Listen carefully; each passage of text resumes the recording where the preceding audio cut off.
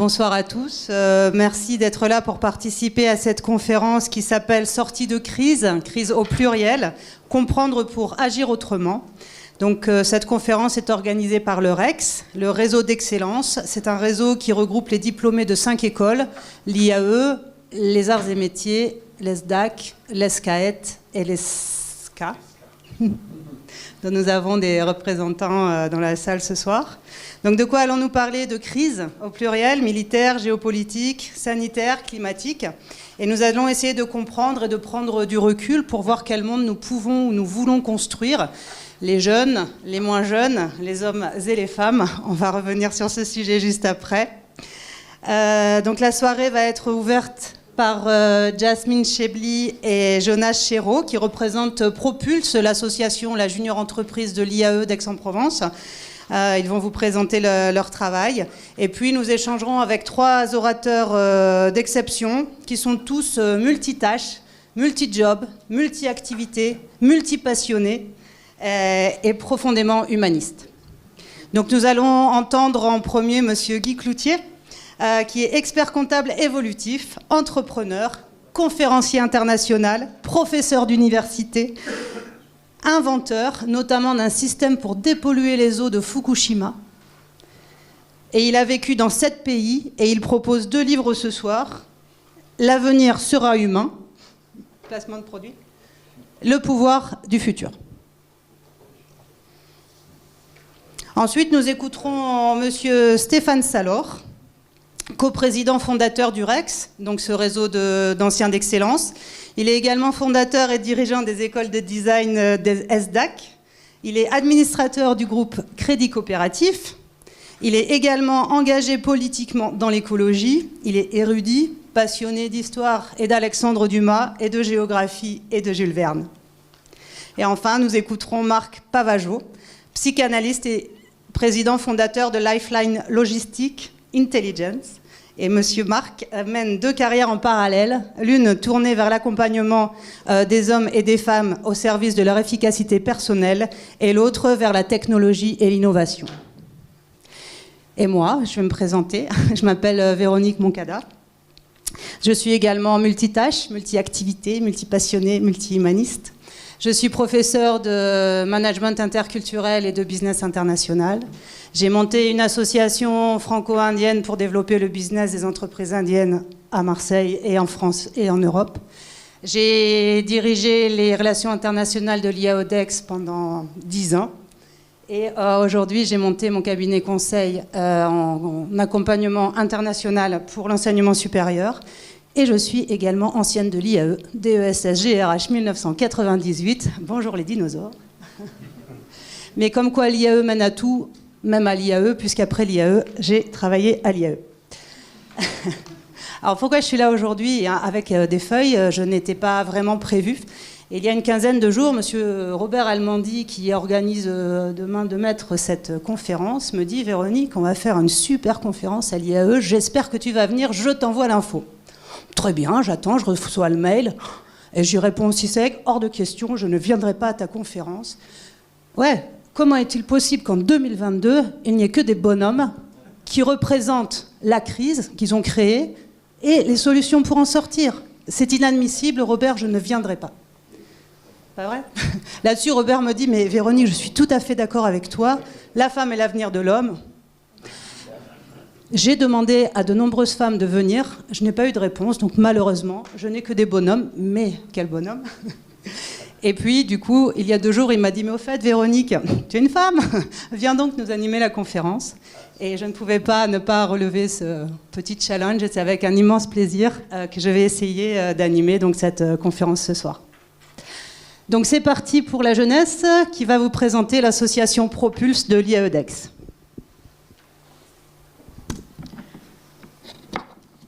Donc bonjour à tous et à toutes. Je suis Jasmine Chebli, responsable RH au sein de l'association Propulse, qui est la junior entreprise de l'IAE-DEX. Et donc ici présent, Jonas Chéreau derrière l'ordinateur, qui est vice-président de l'association. Donc, on m'a proposé du coup d'introduire cette conférence. Donc, je remercie du coup le réseau d'excellence et Robert Almondi qui nous a fait cette proposition et qui nous donne aujourd'hui l'opportunité de vous présenter Propulse. Donc Propulse est une association au sein de l'IAE d'Aix-Marseille, donc qui est une business school d'université, donc un IAE. Et qui est le premier IAE de France. Donc, elle allie différentes choses, notamment le dynamisme d'une business school, l'excellence et les valeurs de l'université, et également la proximité d'une recherche de très haut niveau. Et donc au sein de cet établissement, il y a la junior entreprise, donc Propulse que je représente aujourd'hui. Pour vous expliquer rapidement, une junior entreprise, c'est comme un cabinet de conseil, mais fait par des étudiants. Donc on va avoir des membres en interne qui vont du coup aller chercher des missions, des clients dans la région pour les proposer aux étudiants. Donc une fois que la mission est trouvée, l'étudiant intervenant va du coup faire la mission. L'essence de l'association, c'est vraiment de professionnaliser les étudiants, de les faire monter en compétences pour booster leur CV et que du coup ils soient plus employables à la sortie de l'étude. Donc les différents services que propose Propulse, c'est autour des 10 masters de l'IAE. Donc on va avoir tout ce qui est accompagnement financier, on va proposer la recherche de financement, du montage de dossiers financiers, on va avoir également de la communication, donc le plan de communication, faire des vidéos par exemple. On va avoir également tout ce qui est études de marché, donc plus marketing, études concurrentielles, benchmarking. Et on va avoir tout ce qui est système d'information et transformation digitale. On a eu la chance d'avoir des missions également RH, puisqu'on a un master RH, donc autant en profiter.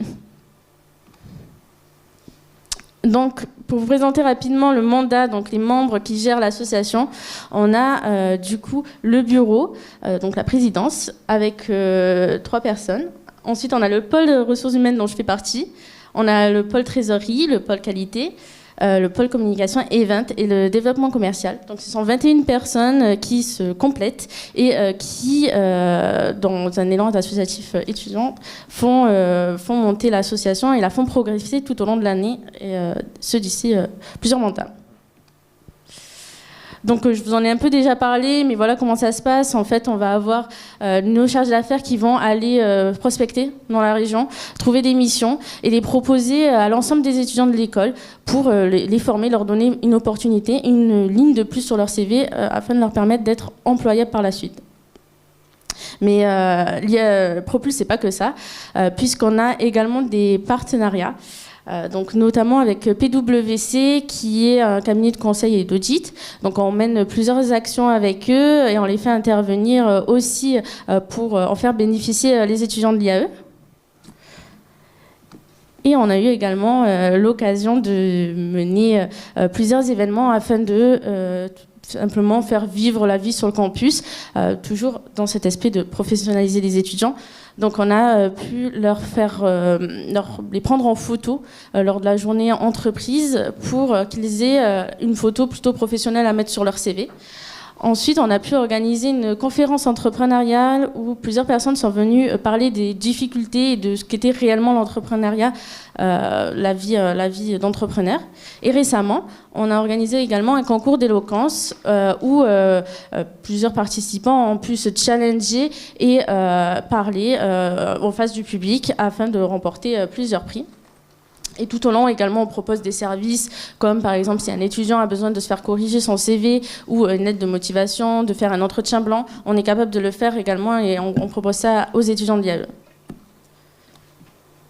Donc voilà, je vous propose de nous suivre sur nos réseaux sociaux pour suivre un peu plus nos actualités et je vous remercie pour votre écoute. Bravo. Merci beaucoup pour cette belle présentation. Donc, si vous avez une entreprise, vous avez besoin de services, n'hésitez pas à les contacter. Et maintenant, nous allons rentrer un peu plus dans le vif du sujet. Nous allons écouter Monsieur Guy Cloutier.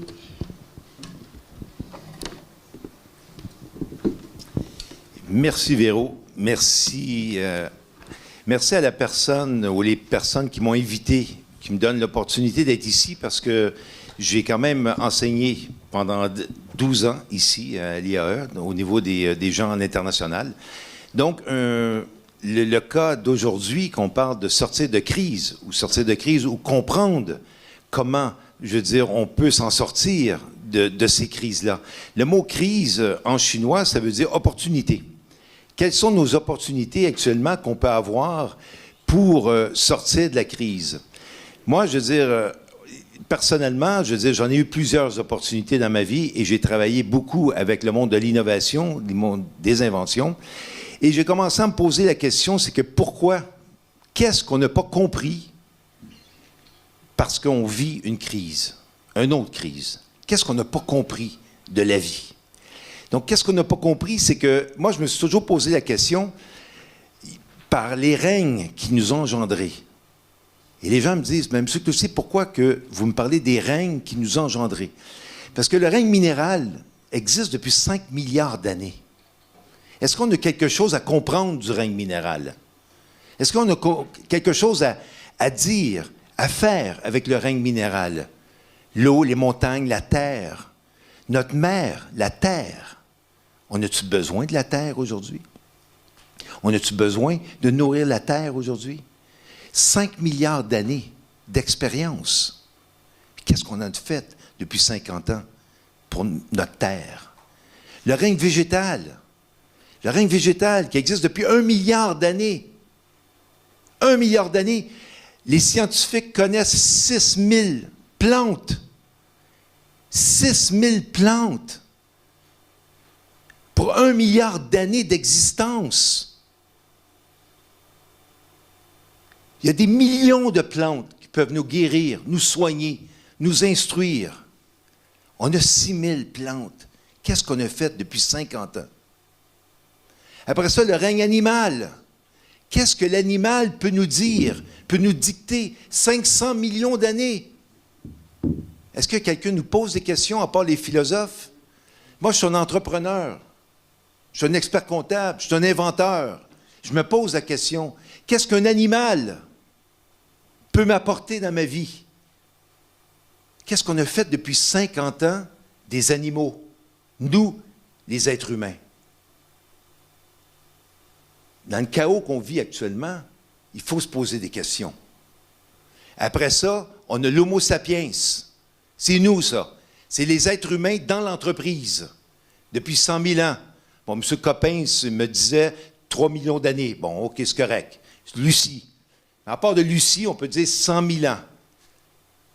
Qu'est-ce qu'on a fait, nous, les Homo sapiens, les êtres humains dans l'entreprise, depuis 50 ans? Est-ce que nous, comme chefs d'entreprise, on peut se poser la question, quelle est la place de l'être humain dans l'organisation?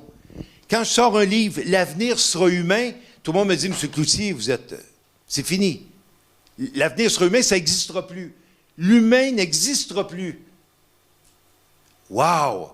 Les banquiers, les entrepreneurs, les gens viennent me voir, l'humain n'existera plus. C'est-tu drôle? On voit quoi? Des humains robots? On va être des robots? On va avoir des implants dans la tête? On va devenir plus intelligent parce qu'on a un implant? C'est quoi le but de la vie? C'est quoi le but de la vie si on n'est plus des êtres humains? Qu'est-ce qu'on est en train de nous dire depuis 2 ans qu'on va devenir? On va devenir quoi? Un être humain, c'est-tu important? Quand j'ai écrit le livre « L'avenir sera humain », parce que je suis fondamentalement un être humain. En tant qu'entrepreneur, en tant qu'inventeur, en tant qu'expert comptable évolutif, je vais vous en parler, c'est quoi un expert comptable évolutif? Que je suis le premier sur la planète qui a inventé, avec le Conseil de l'Ordre des experts comptables canadiens, je suis été reconnu en 2008 comme un expert comptable évolutif. Celui qui replace l'être humain au cœur de sa vie, la vie de son entreprise et la vie, la nature. Au Pélaï. Là, les gens me regardaient comme un extraterrestre. 75 000 experts comptables canadiens. On dit, pourquoi c'est M. Cloutier? Depuis 100 ans, il y en avait 22 de morts. Je suis dans les 68 survivants, parce que ça fait 100 ans que le Conseil de l'Ordre des experts comptables existe au Canada. Comment ça se fait que M. Cloutier a été reconnu? Pas parce que M. Cloutier est ordinaire. Ce M. Cloutier, lui, il respecte l'être humain. Puis il va le respecter longtemps. Et tout le temps. Parce que pour moi, sans les êtres humains, si l'avenir n'est pas un être humain, il n'y a pas d'avenir sur la planète Terre. Et ça, c'est important de le comprendre. Donc, dans quel monde qu'on veut vivre, dans quelle proposition qu'on a pour l'avenir. C'est quoi notre proposition dans l'avenir? On le sait, on écoute la télévision, on regarde ce qu'ils nous disent, on le voit, la tendance. Moi, c'est depuis 1998, j'ai donné une conférence à Berkeley, en 1998, sur le pouvoir du futur, puis tout le monde me dit, non, non, non, non, M. Cloutier, c'est le transhumanisme, on s'en va dans le transhumanisme. Parfait, 1998 en Californie. Parfait. J'ai dit, non, non, moi, je m'en vais sur le côté humaniste, parce que je suis fondamentalement un humain. J'ai commencé à me poser des questions, puis les gens me disaient, bien, M. Cloutier, êtes-vous sûr? Parce que le transhumanisme, c'est l'avenir. On va tout être connectés. On va tout être fichés. C'est génial. On est génial. Wow! Wow! Quel avenir pour nos jeunes. Quel avenir qu'on laisse à nos jeunes. C'est quoi cette histoire-là d'être connecté partout? Oui, on peut être connecté avec la nature. On peut être connecté avec les organisations. Les organisations, ça inclut aussi les abeilles, les fourmis, les organisations qui sont vivants, les êtres vivants. Oui, on peut être connecté. Oui, je suis pour la connexion, mais des êtres vivants. Quand je vais me baigner, quand je marche en forêt au Québec, je me sens bien. Quand je parle aux arbres, je me sens bien. Parce que les arbres, la forêt, me redonnent de l'énergie. Est-ce que le transhumanisme va me donner cette énergie-là? Non. Est-ce qu'être un être humain, fondamentalement, d'être incarné un être humain, est-ce que c'est ça qu'il faut penser pour l'avenir? Donc, c'est quoi vers le 5e élément? J'en parle dans mon livre, je le décris.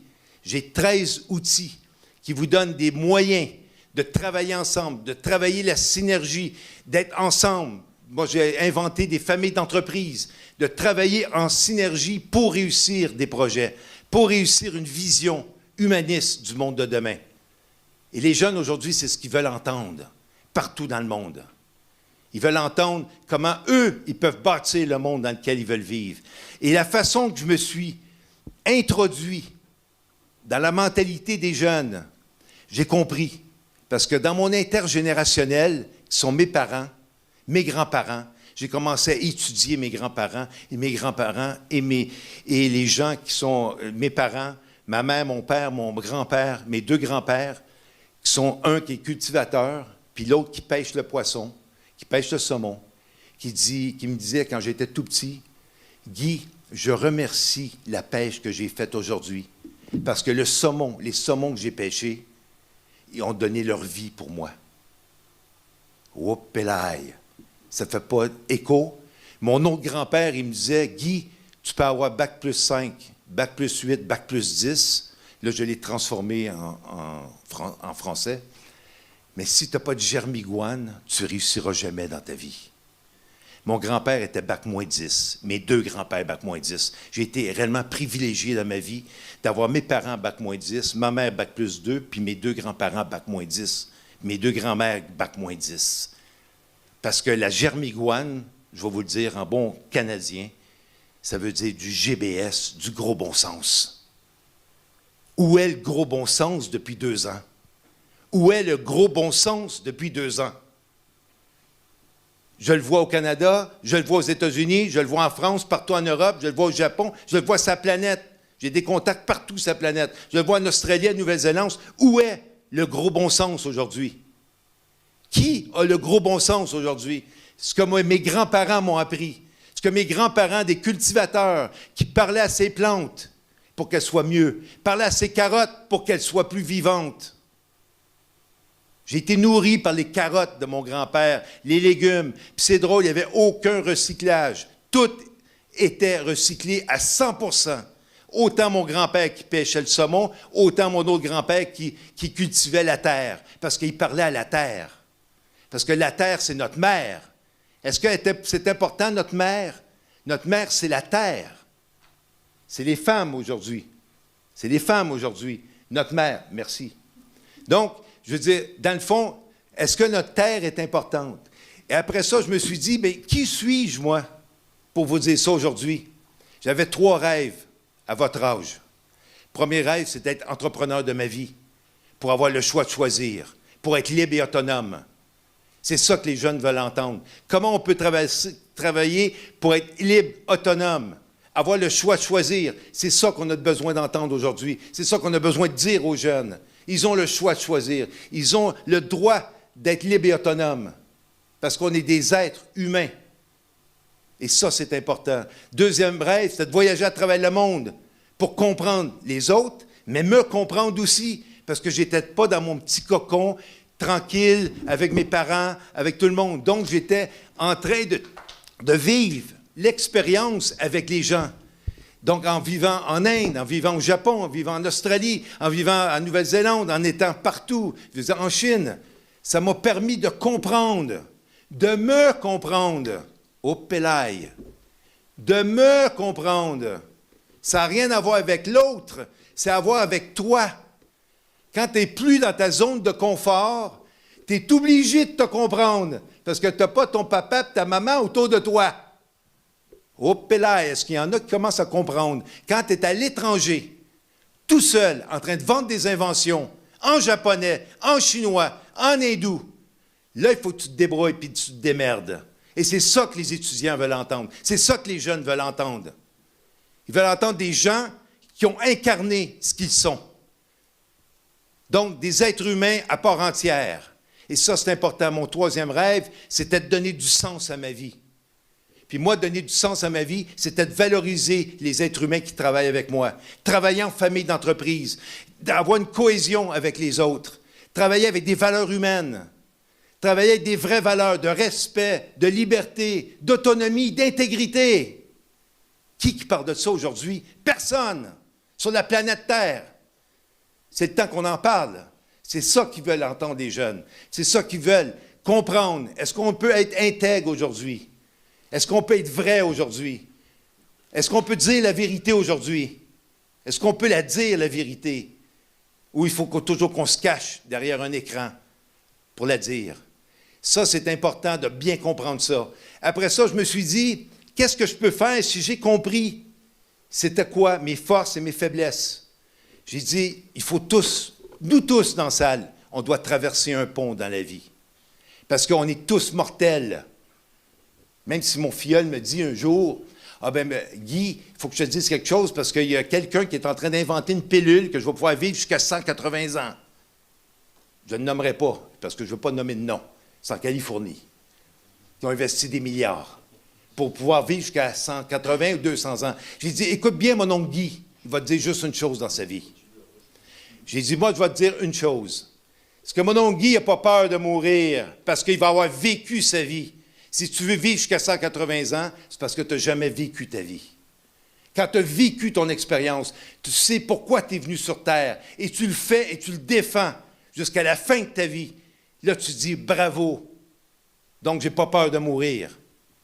Mais c'est mourir dans l'ignorance de ma vie. Ça, j'avais peur plus jeune. Et c'est ça que les jeunes doivent comprendre aujourd'hui. Arrêtez d'avoir peur. Première chose qu'il faut passer le pont, c'est les peurs qui nous empêchent d'avancer dans la vie.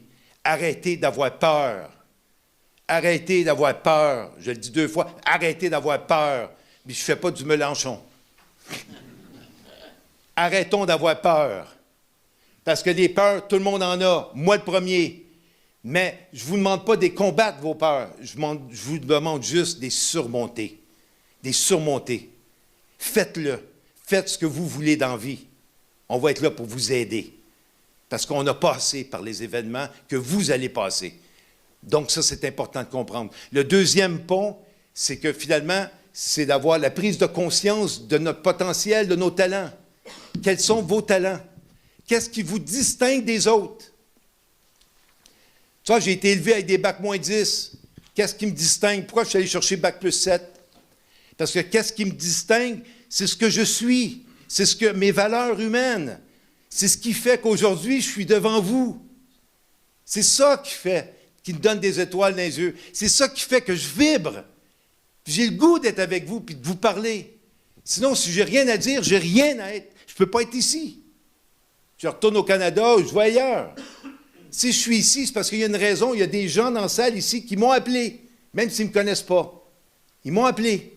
Je dis ça à mes étudiants tout le temps, personne ne me connaît. Je dis, vous m'avez appelé. Et si je touche le cœur de 5, 6, 7 personnes ici à soir, mon travail est fait. Parce que c'est ça mon travail. C'est toucher le cœur de l'être humain. Puis personne au monde va changer le cœur et l'âme de l'être humain. Donc ça, c'est de savoir, c'est quoi ta raison d'être? Pourquoi tu es venu sur la planète Terre? Posez-vous la question. Troisième élément, c'est la réalisation de votre autonomie, votre liberté. Pour être autonome et libre, je vais vous donner un secret, c'est très simple. Il y a 2 choses que j'ai apprises dans ma vie, en 40 ans de business. 2 choses. Être financièrement autonome, c'est facile. Mon grand-père et mon père me le disaient, vis selon tes moyens. Merci, grand-papa. Merci, mon père. J'ai toujours vécu selon mes moyens. Donc, je suis autonome. Et ça, je pense que tous mes amis français vont comprendre ça. La deuxième chose, c'est pas avoir de dette morale. Au pelaille. Mamma mia, je n'irai pas dans le détail. Des dettes morales. Faites attention, dans votre chemin de vie, de jamais avoir de dette morale. La finance, c'est facile. Je suis expert comptable, c'est facile. Mais les dettes morales, c'est beaucoup plus insidieux comme chef d'entreprise. Donc, c'est les 2 secrets que j'ai à vous dire aujourd'hui. Pas de dette physique, pas de dette morale. Donc, vous travaillez en famille, en autonomie, avec des gens autonomes autour de vous, qui, moi j'appelle ça des familles d'entreprise, mais c'est votre choix. Maintenant, pour réaliser votre projet, ma conclusion, pour réaliser votre projet, ce qui est plus important, il y a 5 étapes pour réaliser vos projets. 1, c'est d'avoir un rêve qui vous donne du sens à votre vie. Moi, si je suis ici aujourd'hui, c'est parce qu'il y a du sens, j'ai du sens, ça donne le sens de ma vie d'être ici, présent avec vous. Parce que je suis en vie. Donc, ayez un rêve qui donne du sens et qui il va vous amener à réaliser quelque chose de plus grand que vous. Parce que c'est ça le but de la vie, c'est de réaliser des choses qui sont beaucoup plus grands que vous. Et c'est ça l'humilité de la vie. Et c'est ça va vous tomber du ciel. Parce que vous allez réaliser votre rêve, et en réalisant votre rêve, votre démarche va faire que vous allez vous entourer de gens qui ont les mêmes valeurs que vous. Deuxième élément, c'est d'avoir le désir de le réaliser. Parce qu'il y a beaucoup de gens qui rêvent, mes étudiants rêvent tous, mais as-tu le désir de le réaliser? As-tu le désir de mettre en valeur ce que toi, tu penses qui est vrai pour toi, donc de t'entourer de gens qui ont des valeurs comme toi, d'intégrité, de respect, de liberté? Ça, c'est le deuxième élément. Le troisième élément, et non le moindre, c'est d'avoir la volonté de le réaliser, de passer à l'acte. Ça, c'est pas évident de passer à l'acte. Parce que là, à ce moment-là, tu as toutes les contraintes qui te tombent dessus. Toutes les contraintes. Tous les gens qui vont être négatifs. « Ah non, tu ne peux pas faire ça. Ah, Guy, cette invention-là, ça ne fonctionnera pas. Ah non, tu ne peux pas être expert comptable évolutif. Ah non, non. » Puis, et là, tu as tout le monde autour de toi, ta famille, tout le monde va te dire « Non, tu ne peux pas. » Et à ce moment-là, c'est là que tu as des étoiles dans les yeux, parce que quand tout le monde te dit ça, c'est parce que tu peux le faire. Moi, j'avais des gens hyper négatifs autour de moi, il n'y a pas de problème, je le faisais. J'avais eu des gens tout positifs, je ne l'aurais pas fait. Ça veut dire quelque chose que je n'ai pas compris. Mais vu qu'il y a beaucoup de gens qui sont négatifs, qui me disent « Non, tu ne peux pas réussir ça, tu ne peux pas faire ça, tu ne peux pas réussir ça. » Bien, j'ai dit « Je le fais. » Ça me donne du kick, ça me donne le goût de le faire. Parce que tout le monde est négatif, moi je suis positif, je le fais. Et là, après ça, vous allez être confondus. Parce que là, tu le fais. Ça prend peut-être un petit peu plus de temps, mais tu l'as fait. 4e élément, et non le moindre, c'est d'être patient, d'avoir la patience. Parce qu'un bon entrepreneur est obligé d'avoir de la patience. Puis on le sait, parce que ça ne vient pas du ciel. C'est pas pour lancer son projet, ça prend du temps. Et le 5e élément, et non le moindre, je suis en train de conclure, merci. Le 5e élément, c'est le dernier élément. Dernier élément, c'est la persévérance. Puis, mon grand-père disait toujours, est-ce que les bottines suivent les babines? Est-ce que les bottines suivent les babines? Ce que vous dites, est-ce que vous le faites? Ce que vous faites, est-ce que vous le dites?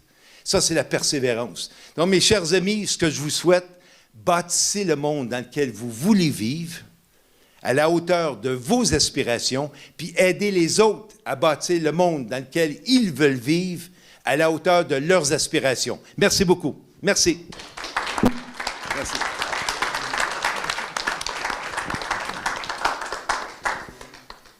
Merci, merci. Donc, je crois que la conclusion est claire. Suivez vos rêves et puis mettez-les en action. Nous allons maintenant entendre Stéphane Salor qui va nous apporter un autre éclairage, une autre perspective sur ce grand thème des crises et de construire un monde différent. Merci. Bon, merci à toi, Guy, ton énergie communicative. En préparant cette conférence, on s'est un peu mis au diapason, mais je crois qu'on a en fait changé. C'est pas tout à fait ce qu'on voulait vous dire. Bon, et puis pourquoi ? Parce que dans les quelques, non pas règles, puisque moi je suis pas ici pour vous énoncer des règles, mais dans les quelques idées qui vont égrener mon propos, c'est que on est pris de vitesse. Voilà, mon premier propos, c'est sur la vitesse. Et cette accélération du monde, d'abord, elle est fatidique. C'est-à-dire que même des processus de crise ne peuvent pas la stopper. Au contraire, des processus de crise l'accélèrent encore. Parce que la recherche de vitalité, la recherche de réactivité, la recherche de nouveauté, s'en retrouve dopée. Prenez la crise environnementale, je ne vais pas rentrer dans trop de détails, mais on n'a jamais eu autant d'innovation, on en parlait tout à l'heure avec les amis qui sont ici, en matière de résilience énergétique.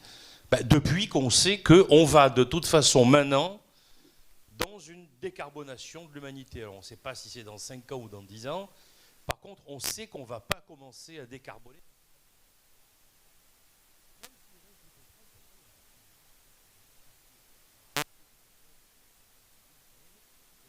Vous creusez un peu profond, vous en trouvez ici en Provence, toujours eu du charbon. Et le pétrole, bon, il n'y en a peut-être pas ici, mais vous allez sur la moitié du globe, il y a du pétrole partout. Donc ce n'est pas un problème de rareté. C'est un problème qu'aujourd'hui se globalise, deuxième élément, une conscience qui effectivement a mis du temps à se stabiliser. Et avant qu'une conscience planétaire se stabilise, il faut quelque temps. Moi, j'aime bien un auteur qui aujourd'hui peut pratiquer, qui s'appelle Teilhard de Chardin, qui a travaillé sur cette question du partage de la conscience, qui n'est pas lié qu'à la connaissance, mais qui est lié aussi à l'émotionnel, à la transcendance et à la perception holistique du monde. Troisième élément, la perception sur laquelle tu as parfaitement insisté, c'est-à-dire d'avoir conscience que ce qu'on appelle le vivant n'est pas une abstraction. Et la pensée holistique, qui est en fait la pensée originelle de toute croyance fondamentale de l'humanité, la source de toute religiosité, parce que sans chercher Dieu, les humains ont d'abord trouvé la conscience dans la nature. Pourquoi ? Parce qu'ils ont parfaitement compris qu'ils y appartenaient et qu'ils étaient nature avec la nature. Et donc, moi je suis de ceux qui pensent que l'humanité ne va pas rentrer dans un processus de retour aux sources, de régression, etc., mais que elle va effectivement, et Guy vous l'a dit à sa manière juste et bienveillante, on va retrouver un certain nombre de chemins de vie, mais collectifs, sur toute la Terre, dont d'abord certains pays, certaines contrées, certains peuples ne se sont jamais écartés. Il suffit d'aller dans beaucoup de pays. Vous faites 50 km en dehors des capitales, et vous voyez des gens vivre de charbon de bois, d'agriculture vivrière, de petits élevages, avec, et tu l'as dit, et très justement, des femmes qui travaillent. C'est les femmes qui sont devant, c'est jamais les hommes. Allez en Afrique voir les coopératives cotonnières, les coopératives agricoles de villages, ce sont les d'arachides au Sénégal, que je connais bien, ce sont les femmes qui sont devant, les femmes qui travaillent dans le monde, messieurs, désolé, c'est pas nous. C'est les dames, d'accord ? Parce qu'elles portent cette vivance, la nutrition de l'enfant. Je vais revenir sur la nutrition tout à l'heure, qui est un point clé, mais qui nous amène quand même à ce qu'on s'est trompé sur le modèle d'une humanité sururbanisée, surpolluante, surconsommatrice de technologie, voire d'hyper-technologie, qui nous a un peu perdus. Et moi, je suis de ceux qui pensent par contre que quand dans quelques années on regardera la période actuelle, on se dira avec un certain effroi, mais comment on avait pu en arriver là ? Je suis à peu près sûr que dans 15 ou 20 ans, quand on regardera la monstruosité de cette époque, qui est une abomination absolue, mais qui atteint un point culminant de l'horreur tel qu'on se dira, oh là là, et on était là au milieu. Alors oui, tu as raison, on est coupable. Et tout à l'heure, Véronique l'a dit, bah oui. On est un peu tous coupables, mais on n'est pas coupable au sens où on va vouloir volontairement faire le mal. C'est un processus collectif qui est ce qu'on appelle une norme sociale. C'est comme ça marche ainsi.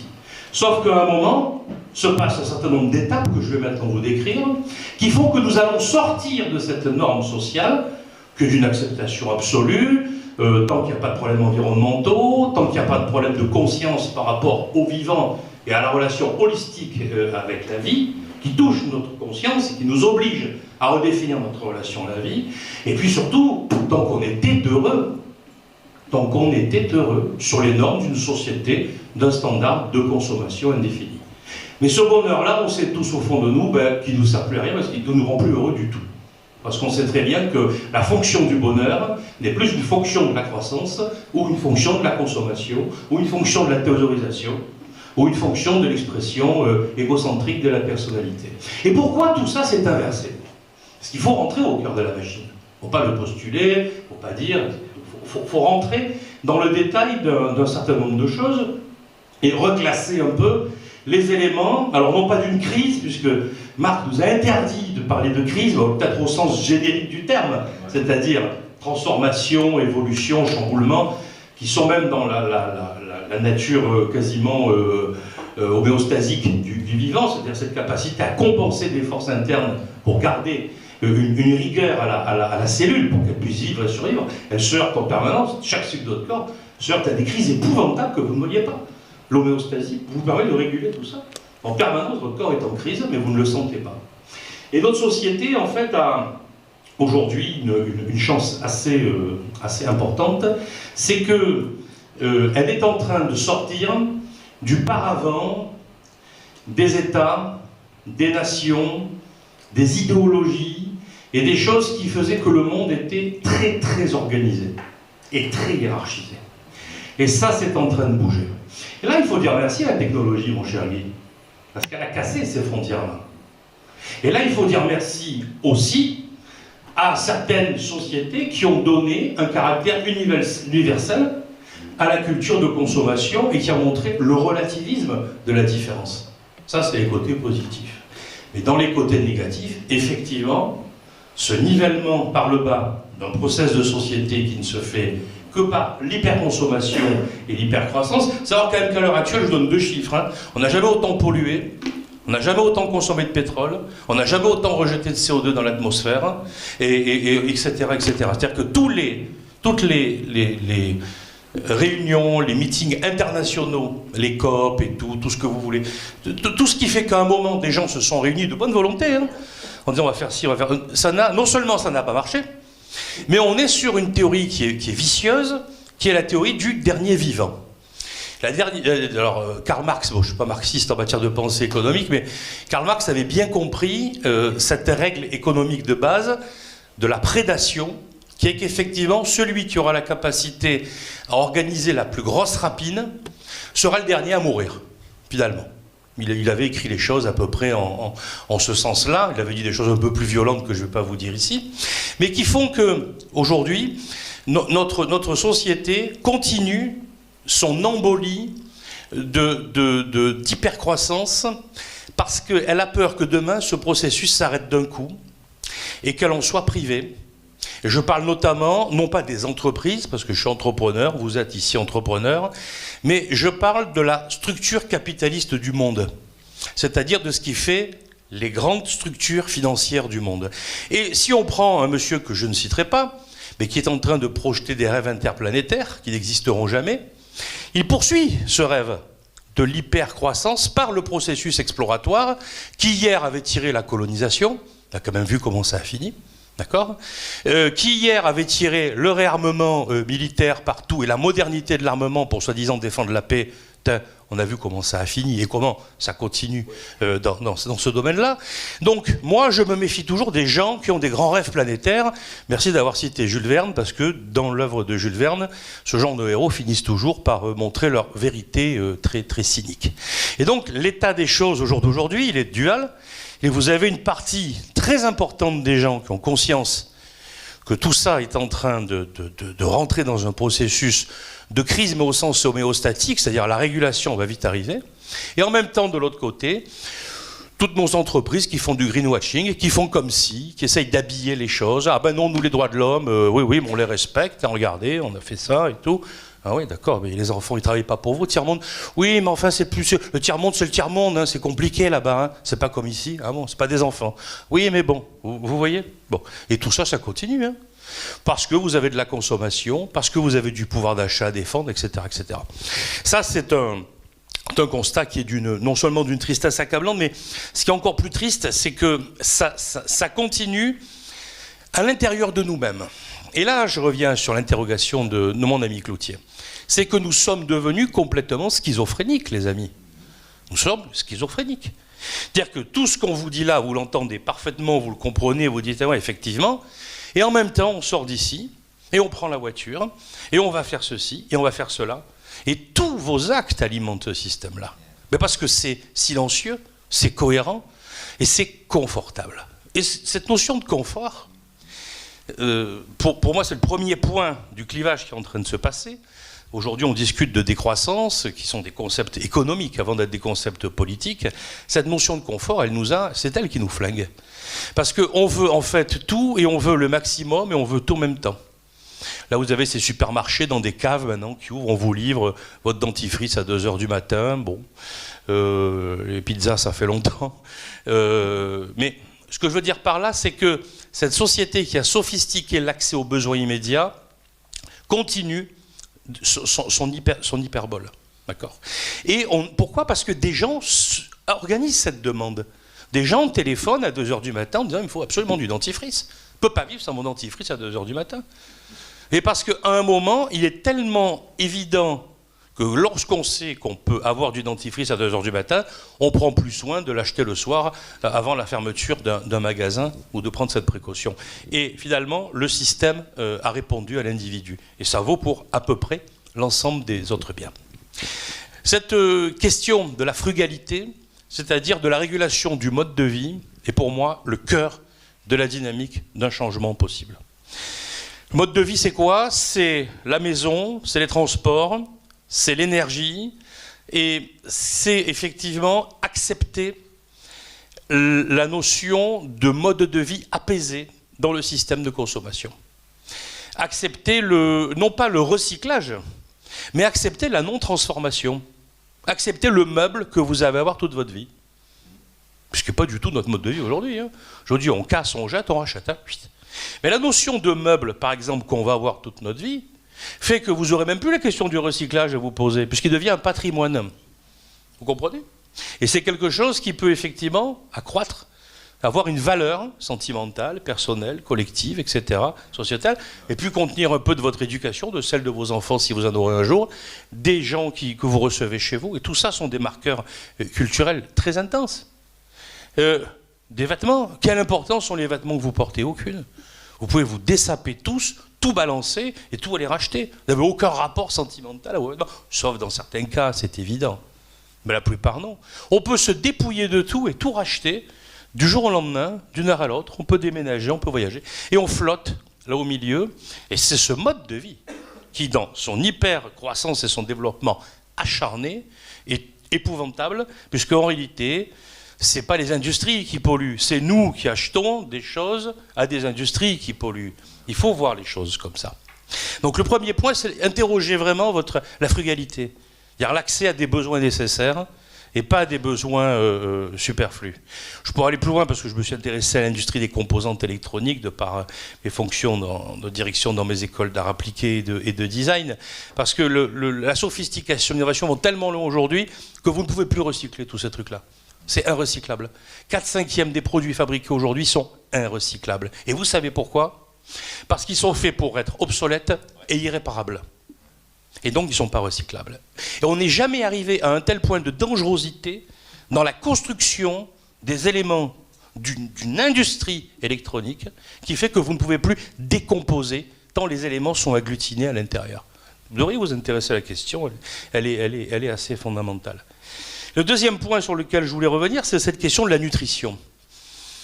En réinterrogeant le vivant, en réfléchissant de manière holistique, la question de l'appréhension de la quantité de matière organique dont j'ai besoin pour vivre, de protéines, et de protéines animales. Il n'y a pas de honte à avoir besoin de protéines animales pour vivre, puisque l'homme doit sa croissance et la naissance de Sapiens grâce justement à l'ingestion de protéines animales et végétales, agriculture et élevage. Il y a déjà très longtemps, on cherche les dates, mais je vais me tromper, donc je ne vais pas le dire. Voilà. Cette question de la régulation aussi de l'omnivorance de l'individu est une question clé aujourd'hui, mais on a la chance d'avoir 4 crises qui nous interrogent tellement fortement qu'on est en train de répondre à ces aspects-là. La première crise, c'est une crise environnementale. J'y reviens pas parce que la notion de perception est tellement globale que ce n'est pas la peine de l'encadrer. La deuxième, c'est qu'on vit une crise militaire aujourd'hui. Alors moi, j'en parle à des amis qui me disent « Oh là, Stéphane, il a toujours eu et tout. » Ouais, c'est vrai. Mais là, ça pète dans un secteur interne à ce qu'on appelle, je mets des guillemets parce que je suis tout sauf ethnocentrique, vous l'avez compris, ce qu'on appelle l'Occident. Et là, vous avez une volonté de guerre par l'Occident, dans l'Occident. C'est-à-dire, en gros, le scorpion qui se pique. Hein. Ça veut dire ça, hein, cette guerre. Le sens de cette guerre aujourd'hui, l'agression russe contre l'Ukraine, c'est le scorpion qui se pique. C'est-à-dire, c'est la structure qui est en train de se démolir elle-même. Tant les conséquences en cascade sont immenses, y compris pour l'agresseur lui-même. Pour l'agresser, évidemment, mais pour l'agresseur aussi. Et vous les avez vues, les conséquences. Et ça va redimensionner 2 choses. La question du contrôle de la richesse, de la transparence de la richesse, et pas que des oligarques russes, d'après moi. La deuxième question, c'est que ça va amener aussi à l'objectivité des rapports politiques, ce qui est d'un cynisme absolu. Pourquoi on ne l'a pas fait avant? C'est évident qu'il fallait le faire avant. Mais là, aujourd'hui, cette crise militaire amène non seulement une crise diplomatique, mais à un retravail de la hiérarchie des nations, qui est, à mon sens, le vrai champ, la vraie activité humaine qui est en train de se mettre en place aujourd'hui, c'est pourquoi les nations sont hiérarchisées, pourquoi a-t-on toléré ça autant de temps, etc., etc. Et ça, c'est des questions importantes. La crise sanitaire, bien sûr, les crises sanitaires. On parle du Covid parce qu'on en sort, mais enfin l'humanité est complètement congestionnée de crises sanitaires qui ont transformé sa démographie, qui ont transformé les modes de vie. Toutes les crises sanitaires dans toute l'histoire ont transformé les modes de vie, d'habitat. Les grandes pestes ont transformé la forme des villes. Pas rentrer dans le détail, c'est un sujet qui est assez passionnant, de voir comment l'architecture s'est transformée avec les grandes pestes en Europe, comment on a espacé les maisons, retransformé les entrées. Enfin, il y a des trucs qui sont passés qui sont hallucinants. Ne croyez pas qu'on vit dans des sociétés qui ont été figées. Mais aujourd'hui, il y a 2 choses qui se passent. La première, c'est que l'Europe est en train de réémerger un peu comme une idée, en disant tiens, il y a l'Europe. Ah oui, alors que l'Europe était un truc qui faisait partie du décor. On ne la questionnait plus. Elle était un acquis économique. Et là, on voit aujourd'hui que l'Europe, elle a une portée politique. Je ne vais pas rentrer dans le détail, mais ça, pour moi, ça fait partie de la nouvelle dimension de ce qui est en train de se passer. La deuxième chose, je vais terminer assez vite, c'est qu'on rentre aussi dans un monde beaucoup plus collaboratif. C'est-à-dire que la question du fonctionnement de l'hyperpouvoir dans l'entreprise ou dans les institutions sont totalement remise en cause parce qu'elle provoque un départ des talents, un effondrement de la motivation, un rejet pour les jeunes, mais pas que pour les jeunes, parce que ce sont des modèles qui sont des modèles non partenariaux et non managériaux, qui sont des modèles d'écrasement pyramidaux. Donc aujourd'hui, ces modèles-là sont remis en cause pour des raisons très techniques en fait. Mais la réalité, c'est aujourd'hui effectivement l'écrasement de la notion de hiérarchie et d'autorité dans les structures. Et enfin, le troisième et dernier point que je voulais vous dire, je l'ai noté, il n'est pas loin, c'est la notion de pensée innovante. En fait, c'est un peu ce que vous disiez, entre guillemets, tout à l'heure, Guy, c'est que on doit se donner ce droit à la liberté, absolument.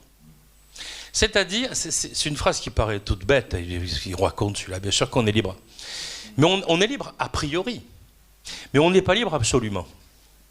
Et quand effectivement on vous dit des choses qui se ressemblent, hein, sans être identiques avec Guy, c'est qu'on vous exhorte à rien du tout déjà, parce qu'on n'est pas des maîtres à penser, mais on vous dit simplement que la marge d'erreur de l'humanité a été tellement élevée qu'aujourd'hui votre liberté, elle peut être proportionnelle à tout ça. Et que vous n'êtes plus tenu avec le système d'avoir une révérence intellectuelle absolue, mais que vous avez le droit, pas seulement d'entreprendre en matière économique, mais d'entreprendre en matière intellectuelle aussi. Parce que la notion de bonheur dont on vous parle un peu ce soir, à laquelle moi je tiens énormément, est une notion qui est certes abstraite, mais qui fait qu'au soir de sa vie, quand on va partir, mais ce soir en vous couchant, en fermant les yeux de la même manière, ou quand de temps en temps on balaye sa vie, on se dit bah, ça j'ai merdé, ça c'était pas mal, etc.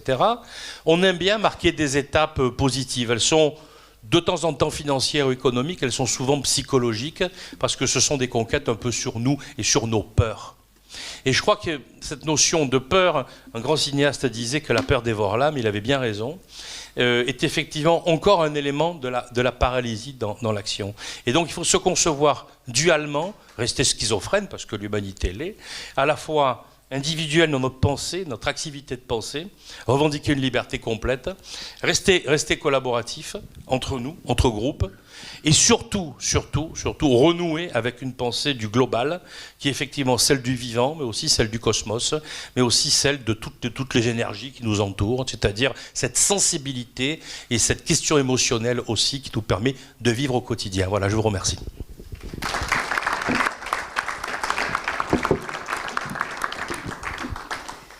Merci Stéphane pour cette excellente démonstration. Et c'est vrai qu'en filigrane, on a le concept de la compétition par rapport à la coopération, où dans la compétition, vous avez un gagnant et un perdant ou deux perdants. Mais dans tous les cas, les ressources sont perdantes puisqu'elles sont utilisées deux fois. Et que l'idée d'un monde d'après, tel que vous l'expliquiez en dépassant les peurs, c'est bien de mettre en place un système de coopération. Dans un système de coopération, vous avez des ressources qui sont limitées en termes d'utilisation et vous avez toujours deux gagnants. Et il est toujours possible de faire de la coopération. On voit ça dans les relations internationales, puisque j'enseigne l'interculturel et je peux vous assurer que la coopération est possible dans tous les domaines et à tous les niveaux, pour le peu qu'on ait cette pensée innovante et en dépassant les peurs et les a priori. On a toujours fait comme ça pour dire, allez, on arrête ça, on coopère, et l'intelligence collective, c'est ce qui nous rend heureux quand on se couche le soir, parce qu'on a fait quelque chose qui nous a fait grandir dans le monde. Eh bien, nous allons prendre une nouvelle perspective et un contre-pied à tout ça avec Marc, qui va vous apporter des choses tout à fait nouvelles et inédites. Merci, en effet. Nous sommes tout à fait d'accord sur ce qu'on est en train de dire. Donc, c'est plutôt un autre regard ou une autre manière complémentaire avec ce qui a été exprimé, que je vais essayer de présenter. Avec une sorte de grand écart, essayer d'avoir une cohérence entre une pratique de psychanalyste et une pratique de start-upper. Je ne vais peut-être pas l'air, mais je suis un jeune start-upper depuis 3 ans. Et avec, quand tu parlais de concurrence, comment répondre à un appel d'offres, tu m'expliqueras comment on évite la concurrence sur un appel d'offres, ça m'intéresse beaucoup. Et sur quoi la coopération est utile pour être en concurrence, d'ailleurs, au passage. En tous les cas, le thème de ce nouveau monde, pour créer un nouveau monde, il faut quelques repères. Je pense à la Renaissance, qui a pas mal bougé, qui a accouché d'un certain Montaigne, et qui a justement, c'est comme tu disais, une autre manière de parler de soi. Et cet homme de la Renaissance, il a créé le gentilhomme du XVIIe siècle. Donc on peut se dire aujourd'hui qui a déjà écrit peut-être au siècle dernier l'homme du XXIe siècle, ou peut-être en ce moment quelqu'un écrit ce que sera l'homme au XXIIe siècle, puisqu'il faut un petit peu de temps pour arriver à absorber et arriver à évoluer tout ça. Donc il faut un peu des mythes, des repères dans tout ça. Et je pense aussi, en ce moment, on parle pas mal de Bruno Latour, ou en psychanalyse, bien sûr, il y a Freud, qu'on a quand même bien mis à la casserole, il y a Lacan, qu'on a bien oublié, il y a un certain Melman aujourd'hui qui est encore vivant, donc on sent bien qu'il y a quand même un certain nombre de pensées qui ont été écoutées et qui ont gêné, donc on s'en est débarrassé. D'une manière globale, et par rapport à vraiment tout ce que vous avez exprimé tout à l'heure, le rêve, on sent bien que c'est quelque chose d'essentiel. C'est quelque chose de très matériel, le rêve. Et d'ailleurs, il y a un certain Shakespeare qui disait ils ont échoué parce qu'ils n'ont pas commencé par le rêve. Ils ont échoué parce qu'ils n'ont pas commencé par le rêve. Vous me direz dans quelle pièce est cette citation. C'est de Nicolas Shakespeare, au passage. Donc, il a comme un peu marqué l'histoire. Donc, ce que je vous propose, c'est peut-être 3 bonnes nouvelles dans tout ce qu'on a dit et que je partage. Je pense même que c'est sans doute pire de ce qu'on a dit. Et je crois qu'il y a quelques idées ici où ça peut sans doute être nettement pire. Il y a quand même 3 bonnes nouvelles. Comme tu as dit tout à l'heure sur le mot en chinois, ça résume une autre manière de dire la même chose. Il n'y a pas de crise. Il n'y a pas de crise dans le sens où la crise est permanente.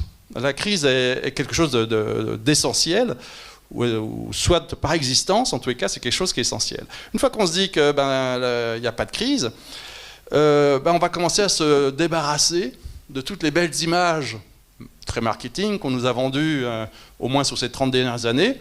Je pense entre autres à ces belles images qu'on a vues du jeune cadre, zen, devant son ordinateur, ou en pleine réunion avec un grand sourire, en train de créativité, sur des beaux panneaux, ainsi de suite. Bon, qu'est-ce qu'on en a soupé de celle-là, Et apparemment, ça fait toujours vendre dans tous les systèmes informatiques. Donc, on sait que c'est complètement con. Ça ne se passe pas comme ça. Ça ne s'est jamais passé comme ça. Donc, on se dit, tiens, il y a au moins quelque chose à oublier. Donc, la zénitude, non. Je pense à d'autres mythes qu'on nous a vendus. Là aussi, si je remonte depuis 30 années, c'est la fin de l'histoire. C'est extraordinaire, ça. Comment nos brillants intellectuels mondiaux nous ont vendu dans les années 90, à la suite de la chute du mur en 89, la fin de l'histoire, puisque ça y est, on allait vivre la paix dans le monde, la Pax Americana, tranquille. Et on a parlé des heures et des heures de ce machin à la con. Donc derrière ça, il y a mondialisation, on voit maintenant ce que ça donne, la globalisation, mais pas dans le sens que tu disais, mais d'ailleurs ici on a fait des conférences sur la différence d'une entreprise mondialisée et une entreprise globalisée, c'est pas du tout pareil. Donc tout ça, on voit bien que c'est un bit total, et en tous les cas, ça mène pas à une paix mondiale comme on nous l'a proposé. Donc on voit qu'il y a un certain nombre de mythes qui viennent boucher ce sentiment de crise. Et puis, comme ça ne répond pas aux besoins, on voit les gilets jaunes et autres, que ça paraît. Deuxième bonne nouvelle de tout ça, c'est qu'il y a des constantes. Ça, dans le jeu qu'on se donne ici au sein du réseau Excellence, comme à la base il y a 3 grandes écoles entre autres, donc il y a Sciences Po, l'IAE, et moi-même je présente plutôt côté arts et métiers, le côté ingénieur, donc je vais essayer de jouer à l'ingénieur. Au moins il y a des constantes, c'est la science. Donc là au moins la science, je sais que dans une seconde, le stylo va être par terre, je peux prévoir le futur, waouh, ça c'est génial. Les pauvres gens qui font de la politique, pas besoin de vous dire que lundi dernier, ils avaient un peu les jetons, ils ne savaient pas ce qu'ils allaient prévoir dimanche soir. Donc on voit quand même que selon les métiers, le marketing pareil, c'est un peu compliqué. On se dit, ah ouf, on a la science. Moi en tant qu'ingénieur, je sais qu'au moins que la science, on dit des sciences dures. Non, on sait qu'une science, la mesure est tout le temps fausse. Quand je dis cette table, elle fait admettons 2 mètres, non, c'est 2 mètres, plus ou moins 1 millimètre, plus ou moins 1 centimètre, plus ou moins 1 micron, plus ou moins 1 millième de micron. Mais elle ne fait jamais 1 mètre. 1 mètre, ça n'existe pas, tout simplement.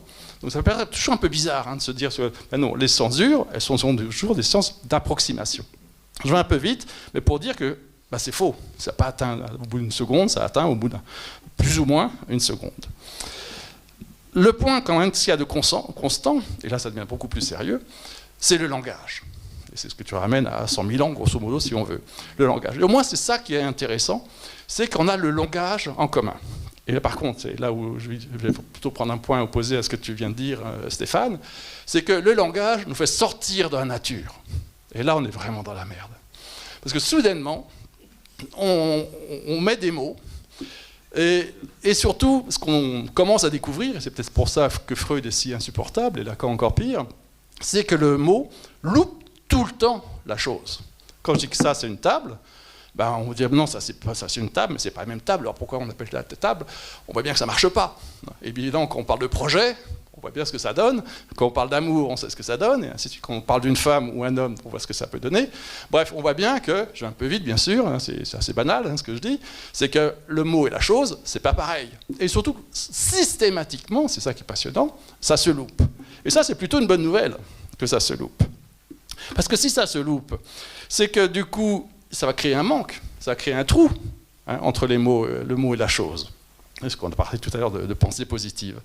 Et si ça crée un manque, ça va créer de l'espace. Et on voit bien qu'il faut de l'espace. Il y a quelques années, c'est un peu passé de mode, il y a une quinzaine d'années, on parlait beaucoup de la loi d'attraction. Ça y est, si je pensais positif, ça y est, les choses, l'argent, bien entendu, l'amour va nous arriver. Si jamais il y avait l'attraction, ça collait l'un à un autre, on va vite s'embêter. Donc heureusement qu'il y a la loi de la répulsion, qui fait que bing, ça commence à bouger. Et du coup, voilà, on est là, un coup on va, un coup on s'extrait. Et ça, on ne parle jamais de la loi de répulsion, ce qui est quand même la loi électrique, du plus et des moins. Ça paraît logique, comme ça paraît bouger. Donc s'il y a du manque, c'est quand même plutôt sympa. Et la conséquence, si l'objet loupe, si le mot loupe l'objet, c'est que du coup, on se dit, mais quand je parle d'amour, C'est quand même sympa. Quand je parle de ces grands mythes qui nous intéressent, l'amour, la justice, la liberté, l'égalité, on pourrait dire même la matière, en tant que scientifique, la matière, l'énergie, tout ça, on ne sait pas ce que c'est. Il n'y a aucune définition de ce qu'est la matière, ni l'amour, ni la justice. Le vide, maintenant on s'aperçoit que, quelles que soient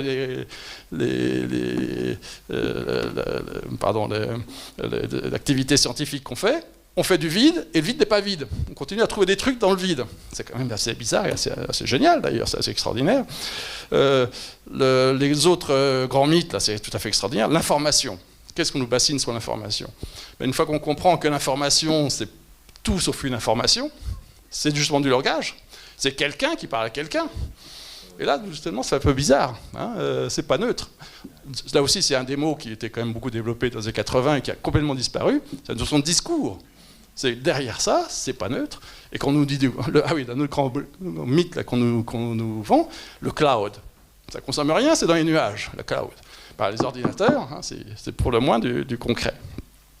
La bonne nouvelle dans tout ça, dans du manière paradoxale, c'est si le mot loupe l'objet, donc je n'aurai pas de bon objet qui va venir me remplir, qui va me remplir de bonheur, puisque je suis bien d'accord sur le bonheur. Donc s'il n'y a pas de bon objet, enfin le super job, enfin la femme qui va me combler, ou pire, dans le sens où j'ai pas d'espoir de trouver un homme qui me comble. C'est une supposition, je vous laisse rebondir, bien sûr. Donc du coup, s'il n'y en a pas un ou une, du coup, il y en a plein. Et ça, c'est plutôt une bonne nouvelle.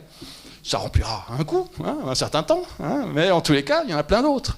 Donc du coup, on n'a pas besoin de se battre peut-être pour ce job-là, ce client-là, ce territoire-là, mais du coup, on peut en trouver plein. Derrière ce manque, qu'est-ce qu'il peut y avoir?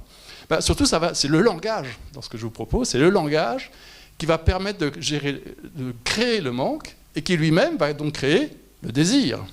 Stéphane est toujours très, très modeste, et en plus de Jules Verne, c'est aussi un grand fanatique de Spinoza. Donc je vais quand même aller sur ton territoire, et quand Spinoza nous dit que le désir est l'essence de l'homme, là on se dit, tiens, ça devient intéressant, c'est pas l'objet du désir, c'est le désir lui-même, voire qui est la cause du désir.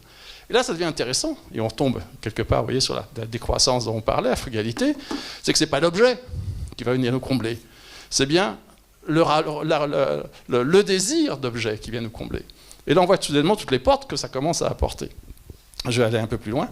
Le troisième point de bonne nouvelle, je vais aller un peu plus vite tellement c'est évident, c'est qu'on ne change pas le monde.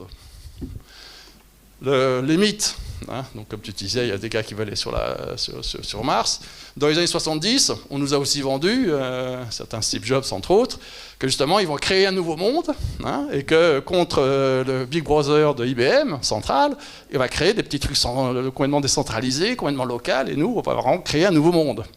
On a vu quand même ce que ça donne Apple. En termes de décentralisé, ça se pose ailleurs. Donc on voit bien comment d'un langage, on arrive strictement à l'inverse. Mais en tous les cas, on ne change pas le monde. Et surtout, le monde, dans le sens de la nature dont vous parliez, il s'en fout des hommes. On l'a vu que quand on était tous enfermés, en quelques semaines, les canards couraient sur la place de la Concorde.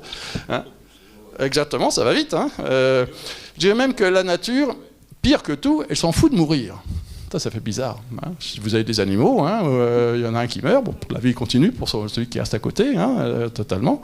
Et on fait compte fondamentalement, quand on dit il faut sauver le monde, la planète, non, la seule chose qui nous inquiète, c'est nous sauver nous-mêmes, sauver le plaisir que nous avons, bien sûr, à nous nourrir des carottes, que nous a dit, et le plaisir de la nature, ça c'est évidemment notre propre jubilation. Donc voilà un peu ces trois bonnes nouvelles. Le quart d'heure étant passé. Très très bien. Voilà, très bonne nouvelle. Donc je reviens quand même un peu au langage et derrière tout ça, le rêve. Je vais quand même faire un petit dessin. J'ai admiré le courage de nos jeunes tout à l'heure qui ont commencé par présenter un PowerPoint. Vous savez que nous, on n'est pas fous, on ne va pas sur une telle complexité technologique. J'étais commercial pendant 40 ans. La première chose qu'on m'a appris, c'est mieux vaut papoter que pépéter. Comme ça au moins. Donc je reviens au bon vieux paperboard. Et il n'y a pas à dire, c'est la seule chose où moi j'arrive à m'en sortir. Bon, c'est 40 ans que je travaille dans l'informatique, donc tout va bien. Donc je vais vous faire un peu bosser, comme là c'est depuis trois quarts d'heure que vous écoutez, je suis impressionné de votre attention. Qu'est-ce qui est le plus important Qu'est-ce que vous voulez? Qu'est-ce qui est essentiel dans la vie?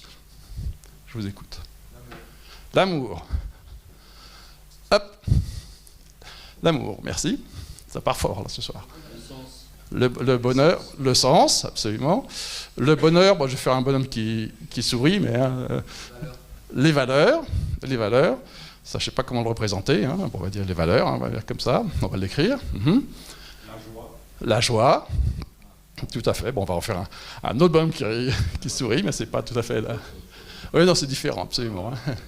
Vous avez compris, mes qualités graphiques sont vite limitées. Hein, donc, voilà. Quoi d'autre? La santé, tout à fait. Là, je vais tenter un caducé. Ça va pas être terrible, mais enfin, tant pis, c'est à peu près comme ça, on va dire. Hein. Voilà. On va dire que c'est un caducé. Hein. Ouais, pas plus ou moins. Voilà. Non, c'est pas $1 non plus. Il faut que je m'entraîne. Okay. Ah oui. Oui, quoi d'autre encore? Ça peut être très concret, très simple. Hein. Être connecté. Ah bon, ça au moins c'est facile. Hein. On a plein de symboles comme ça. Voilà, toc, toc. Voilà. La résilience.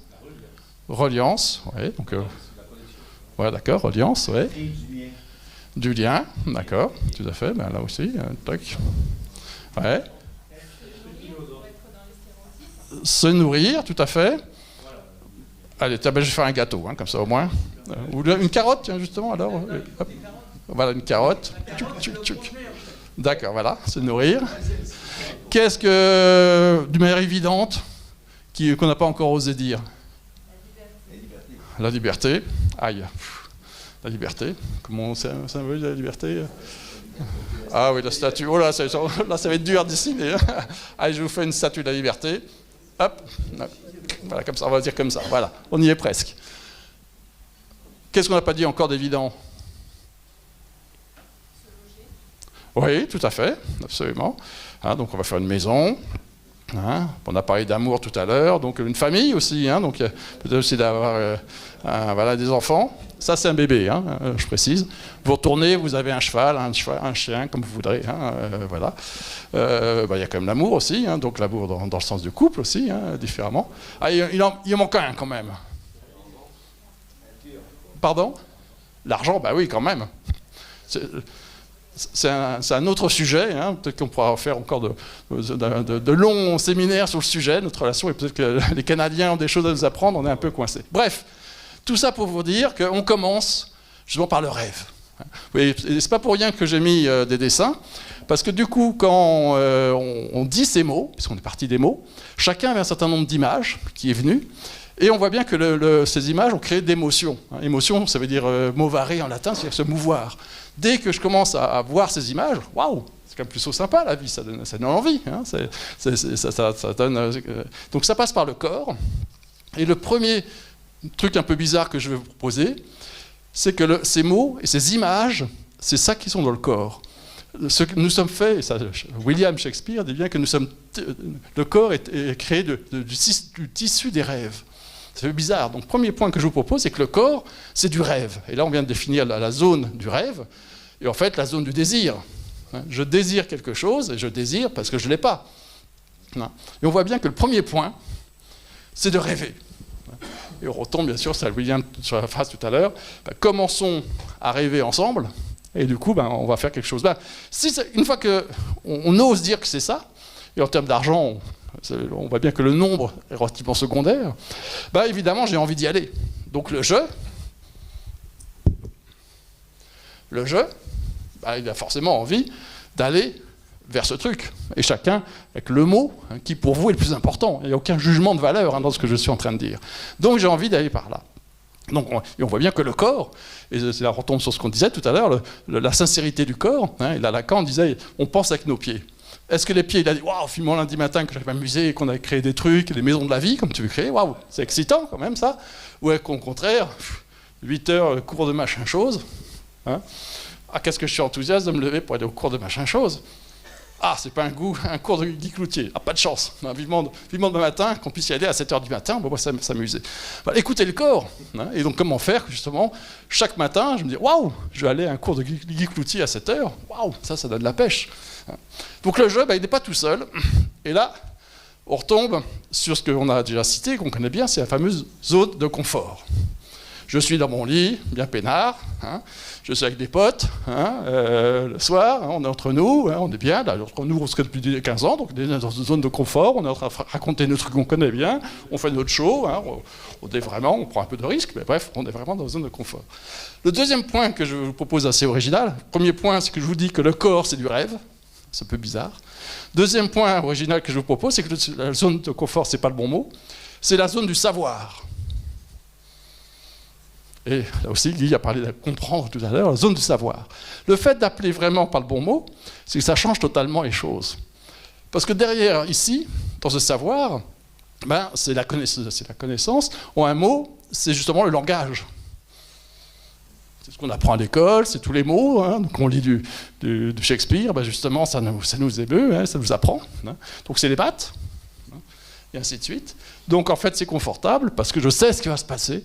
Hein, et que du coup, ben, je suis tranquillement entre nous. Ça ne veut pas dire que c'est confortable. Ça aussi, c'est une subtilité. C'est ce que tu as évoqué. Oui, ok. Bon, on sait qu'on est en train de déconner, mais tout le monde continue, et donc on continue à prendre l'avion, le machin, et c'est bien. Et ça crée une culpabilité, il y a une tension, mais on est mal ensemble. Hein, mais ça tourne, on est habitué, et ça continue tranquillement. Donc, être dans sa zone de confort, à quel point c'est enfermant. L'autre conséquence, oui, je vais vraiment la topologie, hein, c'est ras les pâquerettes. Si c'est le savoir, et là ça devient vachement intéressant, par définition simple, le reste c'est l'inconnu. Et là l'inconnu, waouh, on n'y va pas. C'est génial. Allez voir votre banquier. Waouh, j'ai eu un cours de Guy Cloutier, ça y est, hein, on va sauver la planète. Waouh, j'ai créé une entreprise. Waouh, monsieur le banquier, vous me payez 100 000 €. Vous êtes sûr? Bah non, c'est Guy Cloutier qui l'a dit, je sais pas. Bon, revenez quand il aura fait son brevet, quand vous aurez gagné 1 million, hein, le banquier, il vous donnera, voilà, quand vous serez riche. Donc, on voit bien que c'est ça qui nous terrorise, l'inconnu. Admettons, prenons une... Bah oui. Bah voilà, exactement. Bah le sens, il est bien là. Parce que voilà, on y arrive. Bon, allez, prenons une métaphore. Je sais plonger au bord de la piscine. J'ai les copains qui m'ont dit « Ouais, monte sur le plongeoir de 2 mètres, tu vas voir, c'est super fun. Là, tu as du bonheur, tu as de la joie. Donc, vas-y. » Allez, je monte sur mon plongeoir. J'ai bien fait attention, il y a de l'eau, tout va bien. Je me concentre. Qu'est-ce que je ressens, là, quand je suis sur mon plongeoir, au bord de l'inconnu? Hein? Le trac, la peur, là, le corps, hein, qu'est-ce qui réagit?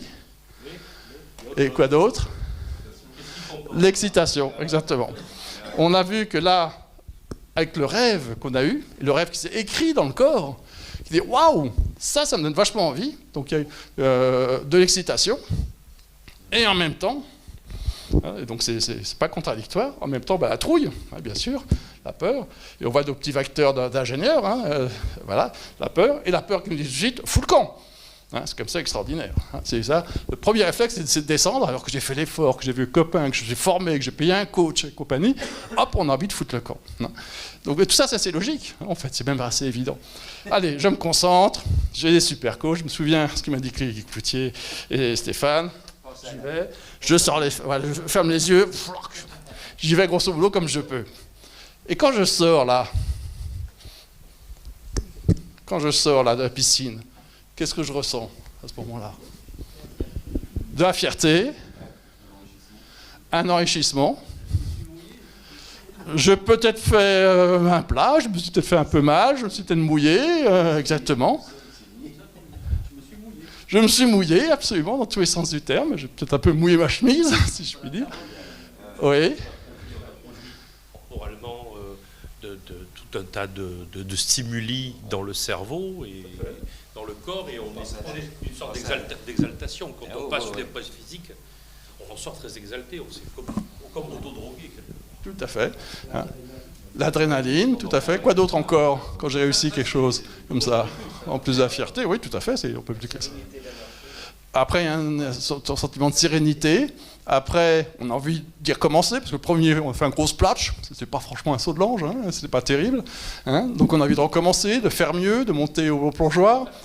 Une question pour nos amis. Le fond des choses, c'est que vous l'avez fait pour quelle raison, la CUD? Vous n'aviez pas le choix, il fallait le faire. Il fallait impérativement le faire.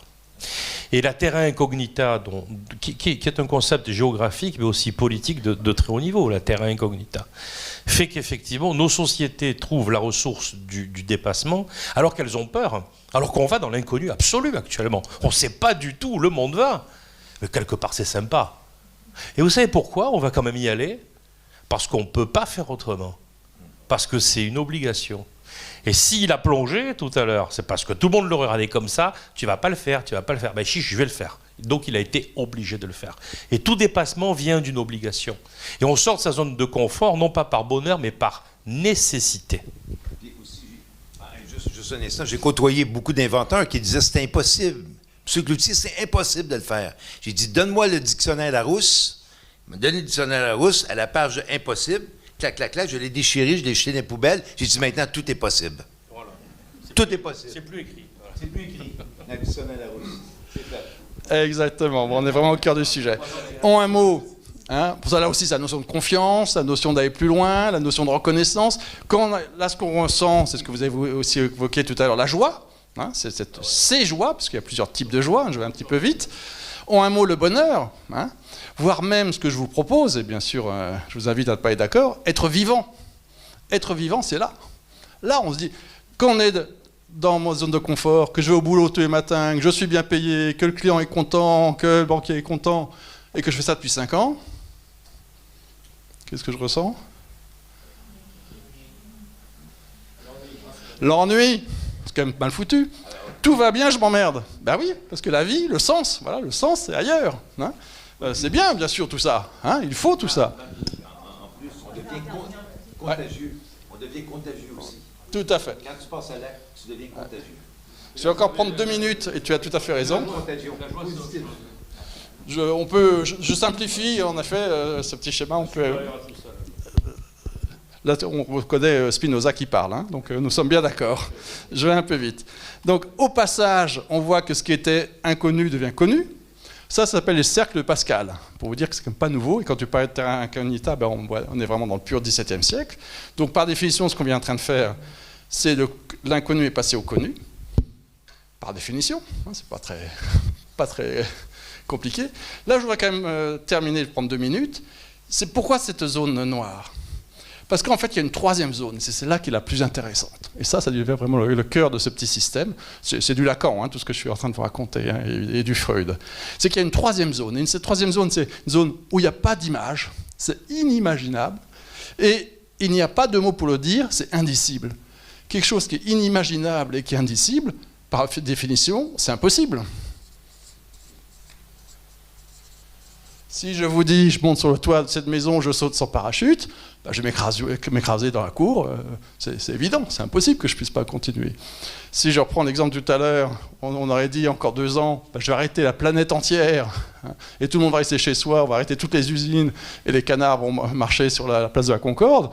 Tout le monde, il y a 3 ans, m'aurait rayonné, c'est débile.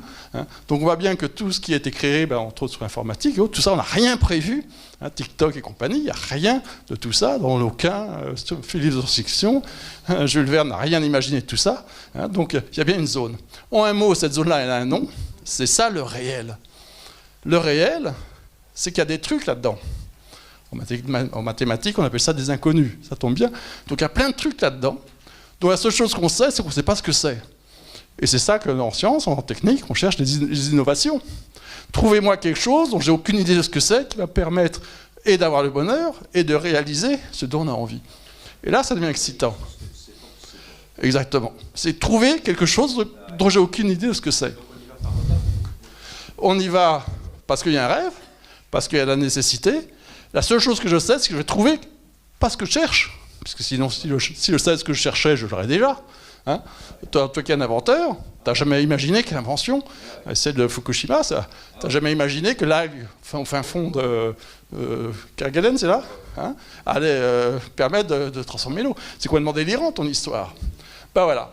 Et c'est ça qui est intérêt, c'est d'aller vers l'inconnu, trouver des trucs que je n'ai aucune idée, que je ne sais pas à quoi ça sert, et vous voyez que ce fameux champ des possibles, ben il est là. Et c'est bien ce champ de l'impossible qui passe de l'impossible, qui passe en champ des possibles. Et ça se passe au niveau des sciences, ça se passe au niveau financier, ça se passe au niveau des rencontres.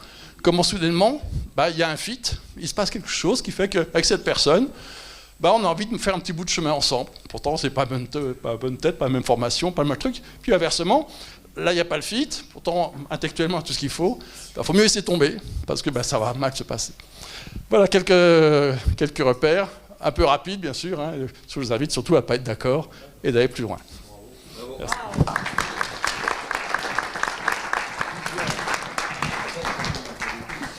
Quelle extraordinaire démonstration. Merci beaucoup pour toutes ces nouveautés, pour voir les choses différemment.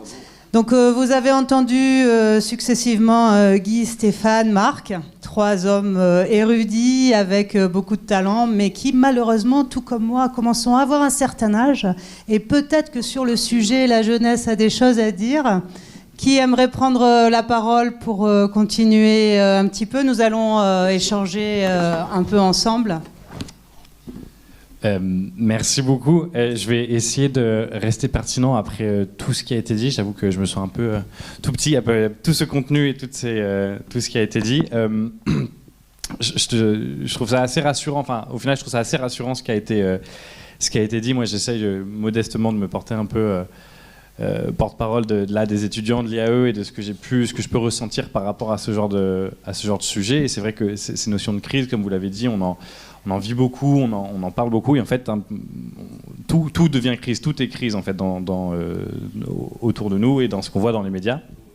Et je trouve que nous, en tant qu'étudiants, on est très peu amenés à questionner tout ça, et on est amenés en fait à s'adapter, on est amenés à être au top de la performance, au top de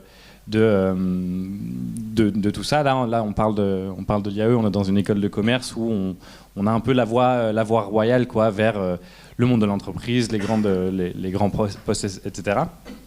Et avec cette pression-là, entre guillemets, qu'on peut avoir, et l'enchaînement des crises, on est amené constamment à s'adapter, on est très peu amené à questionner. Et ce qui est intéressant, vous l'avez dit aussi très bien, pendant le Covid, tout s'est un peu arrêté. C'est une crise supplémentaire qui a amené un petit peu à tout s'arrêter. Et on a entendu beaucoup de remises en question de la part des professionnels, de la part de beaucoup de gens qui se sont réorientés, qui ont cherché un nouveau sens. Et je pense que ça a été aussi beaucoup le cas pour les étudiants et les étudiantes qui sont retrouvés un petit peu confrontés à ce qu'ils étaient en train de faire, à un peu tout seuls chez eux derrière leur ordi.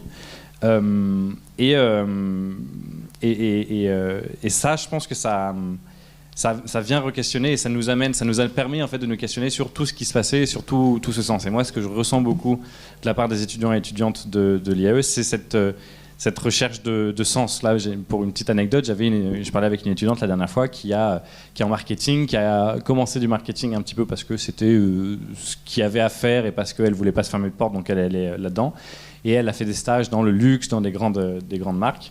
Et en fait, elle a un moment dans sa vie, il n'y a pas très longtemps, elle est partie au Costa Rica et puis elle a fait un petit job pas payé de balade elle faisait balader des chevaux pour une association.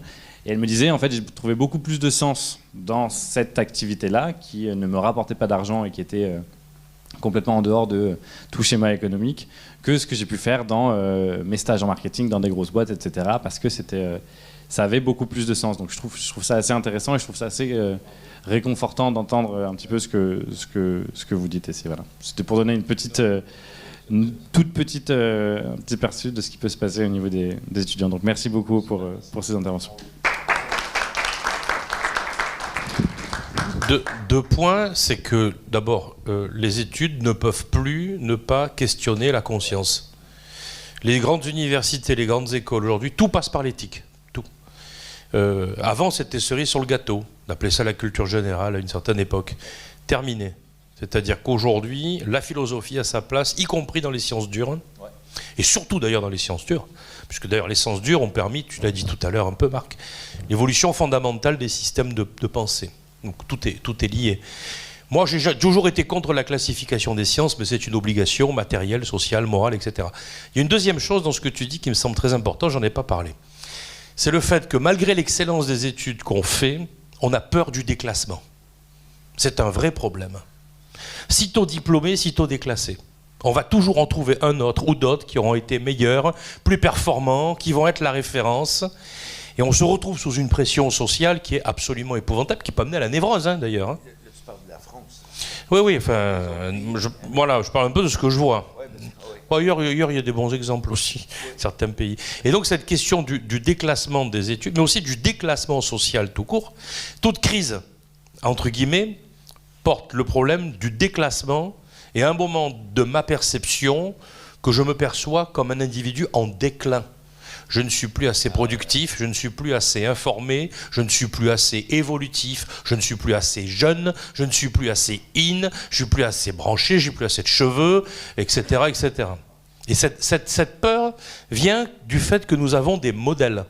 C'est-à-dire que la société a modélisé une réussite abstraite, qui est en fait celle de tout le monde, mais en fait qui devient celle de personne, et qui est un objet fictif autour duquel on va y aller. J'aime beaucoup l'affaire des chevaux, parce que c'est là qu'on voit les choses.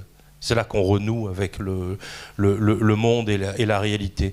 Et je pense que toute phase d'étude profonde amène, et ce qu'on oublie beaucoup. Vous savez pourquoi on fait des études? Vous savez à quoi ça sert tout ça? C'est pas pour vous, hein. C'est la société qui en a besoin. Mais qu'est-ce qu'elle vous donne, la société, en contrepartie de vos années de labeur? Elle vous donne un truc énorme auquel vous n'êtes pas prêt. Et moi, quand j'ai enseigné à Sciences Po, j'ai enseigné quand même 12 ans, j'ai enseigné cette question-là, je leur disais toujours que si une société s'organise, mais autant de pognon pour mettre des profs de qualité, des amphis super, un encadrement génial, de l'international et tout, c'est parce que demain, vous allez avoir des responsabilités. Et pour vous y préparer. Or, le problème, c'est que si on n'interroge pas l'éthique, et la philosophie de l'histoire et la philosophie sociale, on peut vous apprendre tout ce que vous voulez. Vous aurez une matrice. Mais sans la question de la conscience sociale, vous n'aurez pas le niveau d'exercice optimal des responsabilités. Et ça, aujourd'hui, pour moi, c'est une question qui m'a toujours bouleversé dans l'enseignement supérieur en France. C'est cette question de l'éthique de la responsabilité qui est trop faiblement abordée, ou alors abordée de manière très, très périphérique, parce qu'on préfère à la fois le cloisonnement et aussi la stratification, accumulation des connaissances. Voilà un peu ce que j'ai perçu dans votre affaire. Mais merci. Merci Stéphane. Est-ce que quelqu'un voudrait rajouter quelque chose?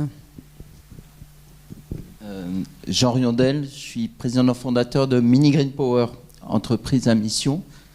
Je pense, dans tout ce que vous avez dit, c'est très inspirant, etc. Mais il y a quelque chose qui me manque un petit peu.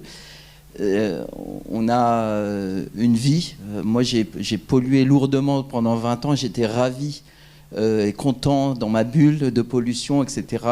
Produire plus, produire mieux, gagner plus, etc. Ça menait un certain confort, un certain bonheur. Et puis, tout d'un coup, la mécanique grippe. Et en fait, vient, l'histoire vécue rencontre aussi le sens, la liberté individuelle. Et une intuition se dit, mais j'ai raté quelque chose. Vous parliez de conscience sociale. Il y a aussi peut-être un jour la conscience environnement qui peut tout d'un coup dire, mais une intuition qui arrive. Et puis, je reviens sur la zone de l'inconnu, etc. On regarde, on cherche, etc. Et tout à coup, cette intuition devient une évidence. Et de l'évidence, on dit, c'est peut-être là ma vocation. Hein, intuition, évidence, vocation. Et de là peut naître une mission. Et en fait, je pense qu'il y a des jeunes aujourd'hui, tant d'années perdues, hein, pour nous qui sommes anciens, enfin peut-être pour moi en tout cas. J'ai eu cette intuition à 45 ans. L'évidence, elle est venue quelques mois plus tard. La vocation, j'ai enfin découvert ma vocation, mais tant de temps perdu. Et la mission, elle est aujourd'hui. Donc je pense que pour les jeunes qui sont là aujourd'hui, c'est posez-vous ces questions-là, les questions de l'immatériel. Qu'est-ce que j'ai au fond de moi-même? Cette éthique dont on parle, cette conscience sociale, cette conscience peut-être environnementale, etc.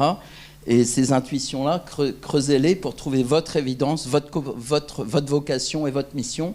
Je suis absolument persuadé aujourd'hui, c'est même plus une intuition, c'est que chacun a sa vocation et chacun a sa mission, mais le plus difficile, c'est de la découvrir. Et, vous savez comment on la trouve ? Ben, en fait, moi, c'était un hasard, mais... La manière évidente, c'est de tâtonner, donc c'est de multiplier les expériences. Et il n'y a rien, et vraiment je reviens à votre métaphore du cheval, parce qu'elle va super loin en termes philosophiques. Il n'y a qu'une seule manière de trouver sa vérité, c'est d'en expérimenter beaucoup. Et de tâtonner énormément. Et le risque qu'on prend dans nos vies organisées, c'est de se mettre dans des silos. Et la pensée en silo et la vie en silo sont des choses épouvantables, parce que le jour où on vous en sort, vous crevez. Vous n'avez pas les capacités de résistance et d'adaptation. Et justement, en multipliant les expériences tout au long de votre vie, en ayant une vie diversifiée, de confrontation, de recherche, de tout d'ailleurs, en acceptant avec joie et curiosité le monde tel qu'il est, et en limitant un truc très destructeur aussi, c'est les a priori. C'est les contre-vérités, c'est toutes les conneries qu'on se raconte sur soi, sur les autres, tous ces jugements de valeur épouvantables. Et il est comme ça, tu as vu, il parle comme ça, il est comme ça, il a son accent, il est comme ci, il est comme ça, qu'est-ce qu'il nous raconte, et l'autre, là, de quoi il se mêle. Non mais la question, moi, j'ai commencé à évoluer dans ma vie le jour où j'ai fait reculer la masse d'a priori, qui sont en fait des systèmes de protection pour se dire que l'autre est moins bien que vous. Voilà. Si vous arrivez par ce simple exercice à faire baisser ce type de barrière, vous allez rentrer dans une évolution infinie de votre pensée, de votre liberté. Aussi peut-être, je veux rebondir là-dessus parce que c'est important, c'est que la façon que pourquoi je suis inventé l'expert comptable du futur ou l'expert comptable évolutif, c'est que j'ai fait toute ma vie, j'ai fait du transverse. J'ai lancé une association pour le monde des inventeurs. On avait, en 15 ans, on a développé 425 inventions. Moi, j'en ai exporté au-dessus de 22 à travers le monde. Donc, je suis devenu le premier expert du monde des inventions au Québec. Et ça m'a permis, puis je côtoyais des bac-10, je côtoyais des handicapés, j'ai des handicapés, pas de jambes, pas de bras, qu'on a inventé le premier parapluie rétractable pour les chaises roulantes. C'est génial, j'en ai des frissons en parler, pas de bras, pas de jambes, une tête. 18 ans, Jaco, je l'adore. Si lui est capable d'inventer sa vie, il n'y a personne sur Terre qui n'est pas capable d'inventer sa vie. Et c'est ces gens-là qui m'ont fait faire du transverse, qui m'ont fait réfléchir au-delà de l'entendement de l'expertise comptable ou l'entrepreneuriat ou tout ce que j'ai écrit. C'est là la source de mes écrits aussi. C'est que, dans le fond, c'est que ce que je côtoie, ça fait 20 ans que je viens souvent en France. Puis quand j'enseigne dans les universités françaises, que ce soit Polytechnique, École des Mines ou je veux dire à l'IAE, je leur enseigne c'est quoi la créativité, c'est quoi l'innovation, c'est de faire du transverse. C'est de s'associer avec des gens qui sont totalement à l'opposé de vous, d'avoir de l'empathie pour des gens, je veux dire des bac-10, des bac+10, des bac-2, des bac+2. Tout le monde, on fait une palette et donc à ce moment-là, ça crée l'individu que vous êtes. Et vous avez des étoiles dans les yeux parce que vous les aidez. Puis eux, ils vous font un cadeau, comme vous me faites un cadeau d'assister ce soir, mais moi, je vous fais un cadeau de ce que je suis dans l'âme. Et c'est ça qui donne des étoiles des yeux. C'est d'avoir rencontré des gens, une diversité de monde au niveau international, d'avoir vécu dans différents pays. Ça me permet de, wow, la richesse mondiale des gens qui ont de la germigoine, qui ont du gros bon sens, puis qui veulent inventer le monde de demain. Et c'est pour ça que j'ai inventé le monde de demain. C'est pour ça que je l'ai fait, le monde de demain. Donc, j'attends pas après personne pour me dire comment on va inventer le monde de demain, parce que je l'ai créé. J'ai passé à travers de tout ça. Impossible pour moi de jamais exister. Je l'ai fait. C'est pas parce que je suis plus intelligent, c'est pas parce que je suis moins intelligent, c'est tout simplement, je me suis donné comme mission de vie de le faire. Point final. J'ai pas besoin d'attendre après personne. Et je le fais en plus. Et il est fait en plus. Et pourquoi? Parce que j'ai vu un petit bonhomme de 18 ans, pas de jambes, pas de bras, Jaco, qui m'a dit « Guy, j'ai un rêve. Est-ce que tu peux m'aider? » Puis on était le premier handicapé au Québec qui a fait un parapluie rétractable, parce que lui, il n'a pas de bras, pas de jambes, que tu accroches après n'importe quel véhicule de mobile, comme on appelle les chaises roulantes, puis qui pouvait, avec sa tête, ouvrir le parapluie quand il fait trop chaud, ou quand il y a du soleil, ou quand il pleut. Je veux dire, moi, j'ai trouvé ça, j'ai dit, si lui est capable d'inventer sa vie, moi qui ai 2 bras, 2 jambes, une tête, je suis capable de le faire aussi. Voyez-vous, et c'est ça qui donne des étoiles dans les yeux. Quand tu vois des centres d'handicapés, des CTA qu'on a travaillé au Québec avec une dizaine de centres d'handicapés, je leur disais, grâce à vous, je peux faire le tour du monde. Là, il me disait, M. Cloutier, j'ai dit, c'est vous qui m'aidez, qui me donnez de l'inspiration de voyager à travers le monde puis de vendre des inventions partout sur la planète. Et ça donne la niaque. Parce que j'ai côtoyé des gens de tous les milieux. Et moi, j'appelle ça du transverse. Et c'est ce que j'essaie d'enseigner. C'est l'expérience de vie. Et j'essaie d'enseigner aux gens. C'est pas juste que je suis pas un expert comptable. C'est pas un diplôme qui fait ce que je suis. Je suis beaucoup plus qu'un expert comptable. Je suis un être humain à part entière. Donc, je suis capable d'inventer le monde dans lequel je veux vivre. Et je le fais. Et donc, pourquoi que vous tous ici, dans la salle, qui me faites le cadeau d'être ici, pourquoi qu'on ne l'invente pas demain? Pourquoi on ne part pas chez nous puis qu'on se prend une feuille blanche parce que mon discours était déjà écrit? Voyez-vous, c'était ça mon discours de ce soir. C'est ça mon discours de ce soir. Ma feuille blanche puis avec mon bic. Parce que j'ai pas besoin de rien parce que je parle avec mon âme, avec un bic. Bon, c'est tout. C'est que j'ai écrit mes livres, 6500 pages, avec 37 bics. Puis quand j'ai eu 40 ans, tous mes associés, tous les gens, mes amis, ils m'ont redonné des bics. Ils disent, Guy, c'est beau, t'écriras un autre livre parce qu'on a besoin de ce que tu nous dis. Parce que ce que tu nous dis, ça nous donne du bonheur. Voyez-vous, c'est ça la vie. C'est pas d'autre chose, ça te donne du bonheur. Et être ici aujourd'hui, je suis hyper heureux. Parce que vous me faites un cadeau, tout le monde ici, d'être ici présent. Donc moi, je vous fais un cadeau aussi pour vous dire, vous êtes capable de bâtir le monde que vous voulez vivre. Parce que c'est en fonction de ce que vous êtes, en fonction de vos valeurs, en fonction de votre intégrité en tant qu'être humain, ça vaut la peine de l'essayer et de le faire. Et ça donne des étoiles dans les yeux et on a tous besoin aujourd'hui, surtout ici en France ou partout dans le monde. On a besoin des gens comme ça qui vont sortir d'ici, qui vont écrire leurs rêves et qui vont le faire. Un peu comme Marc, mon ami ici. Je veux dire, c'est génial. Moi, je trouve qu'on était complémentaires aujourd'hui. On était les trois complémentaires dans la salle. Je ne sais pas, merci monsieur, merci de ton intervention. Si vous avez d'autres questions, on est ouvert. On est ici. Ce que je vous propose, c'est peut-être de continuer ces échanges de manière un peu plus informelle autour d'un verre. Est-ce qu'il y a encore une intervention Oui, s'il vous plaît. On est en forme. Qui c'est qui...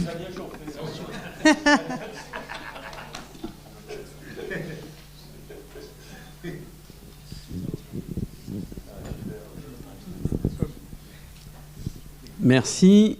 Alors, moi, je suis obligé de prendre la parole pour au moins une chose.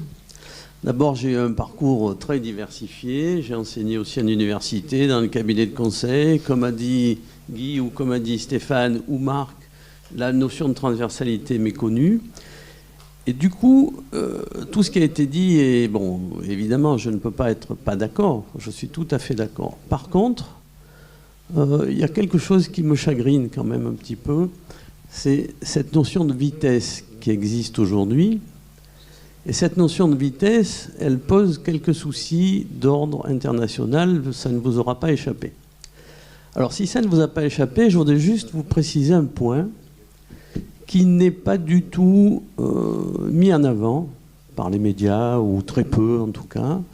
Peut-être certains d'entre vous connaissez les choses de plus près, mais vous n'en parlez pas. C'est un monde qui est en train d'évoluer avec deux grandes forces internationales, puisqu'elles sont globalisées, et qu'elles sont globalisées suite à l'utilisation des moyens de communication et des technologies actuelles. Bonjour Louis, excuse-moi, je t'avais pas... Avec les cheveux gris maintenant, voilà. Non, je dis ça parce que j'étais ancien président de l'association de l'IAE, également des étudiants. Et du coup, bon, je referme la parenthèse pour Louis, mais je reviens là-dessus parce que j'ai en tête, suite au discours que j'ai entendu, et je ne veux pas plomber l'ambiance, mais je veux quand même vous alerter sur la chose suivante. Il y a deux messieurs qui sont,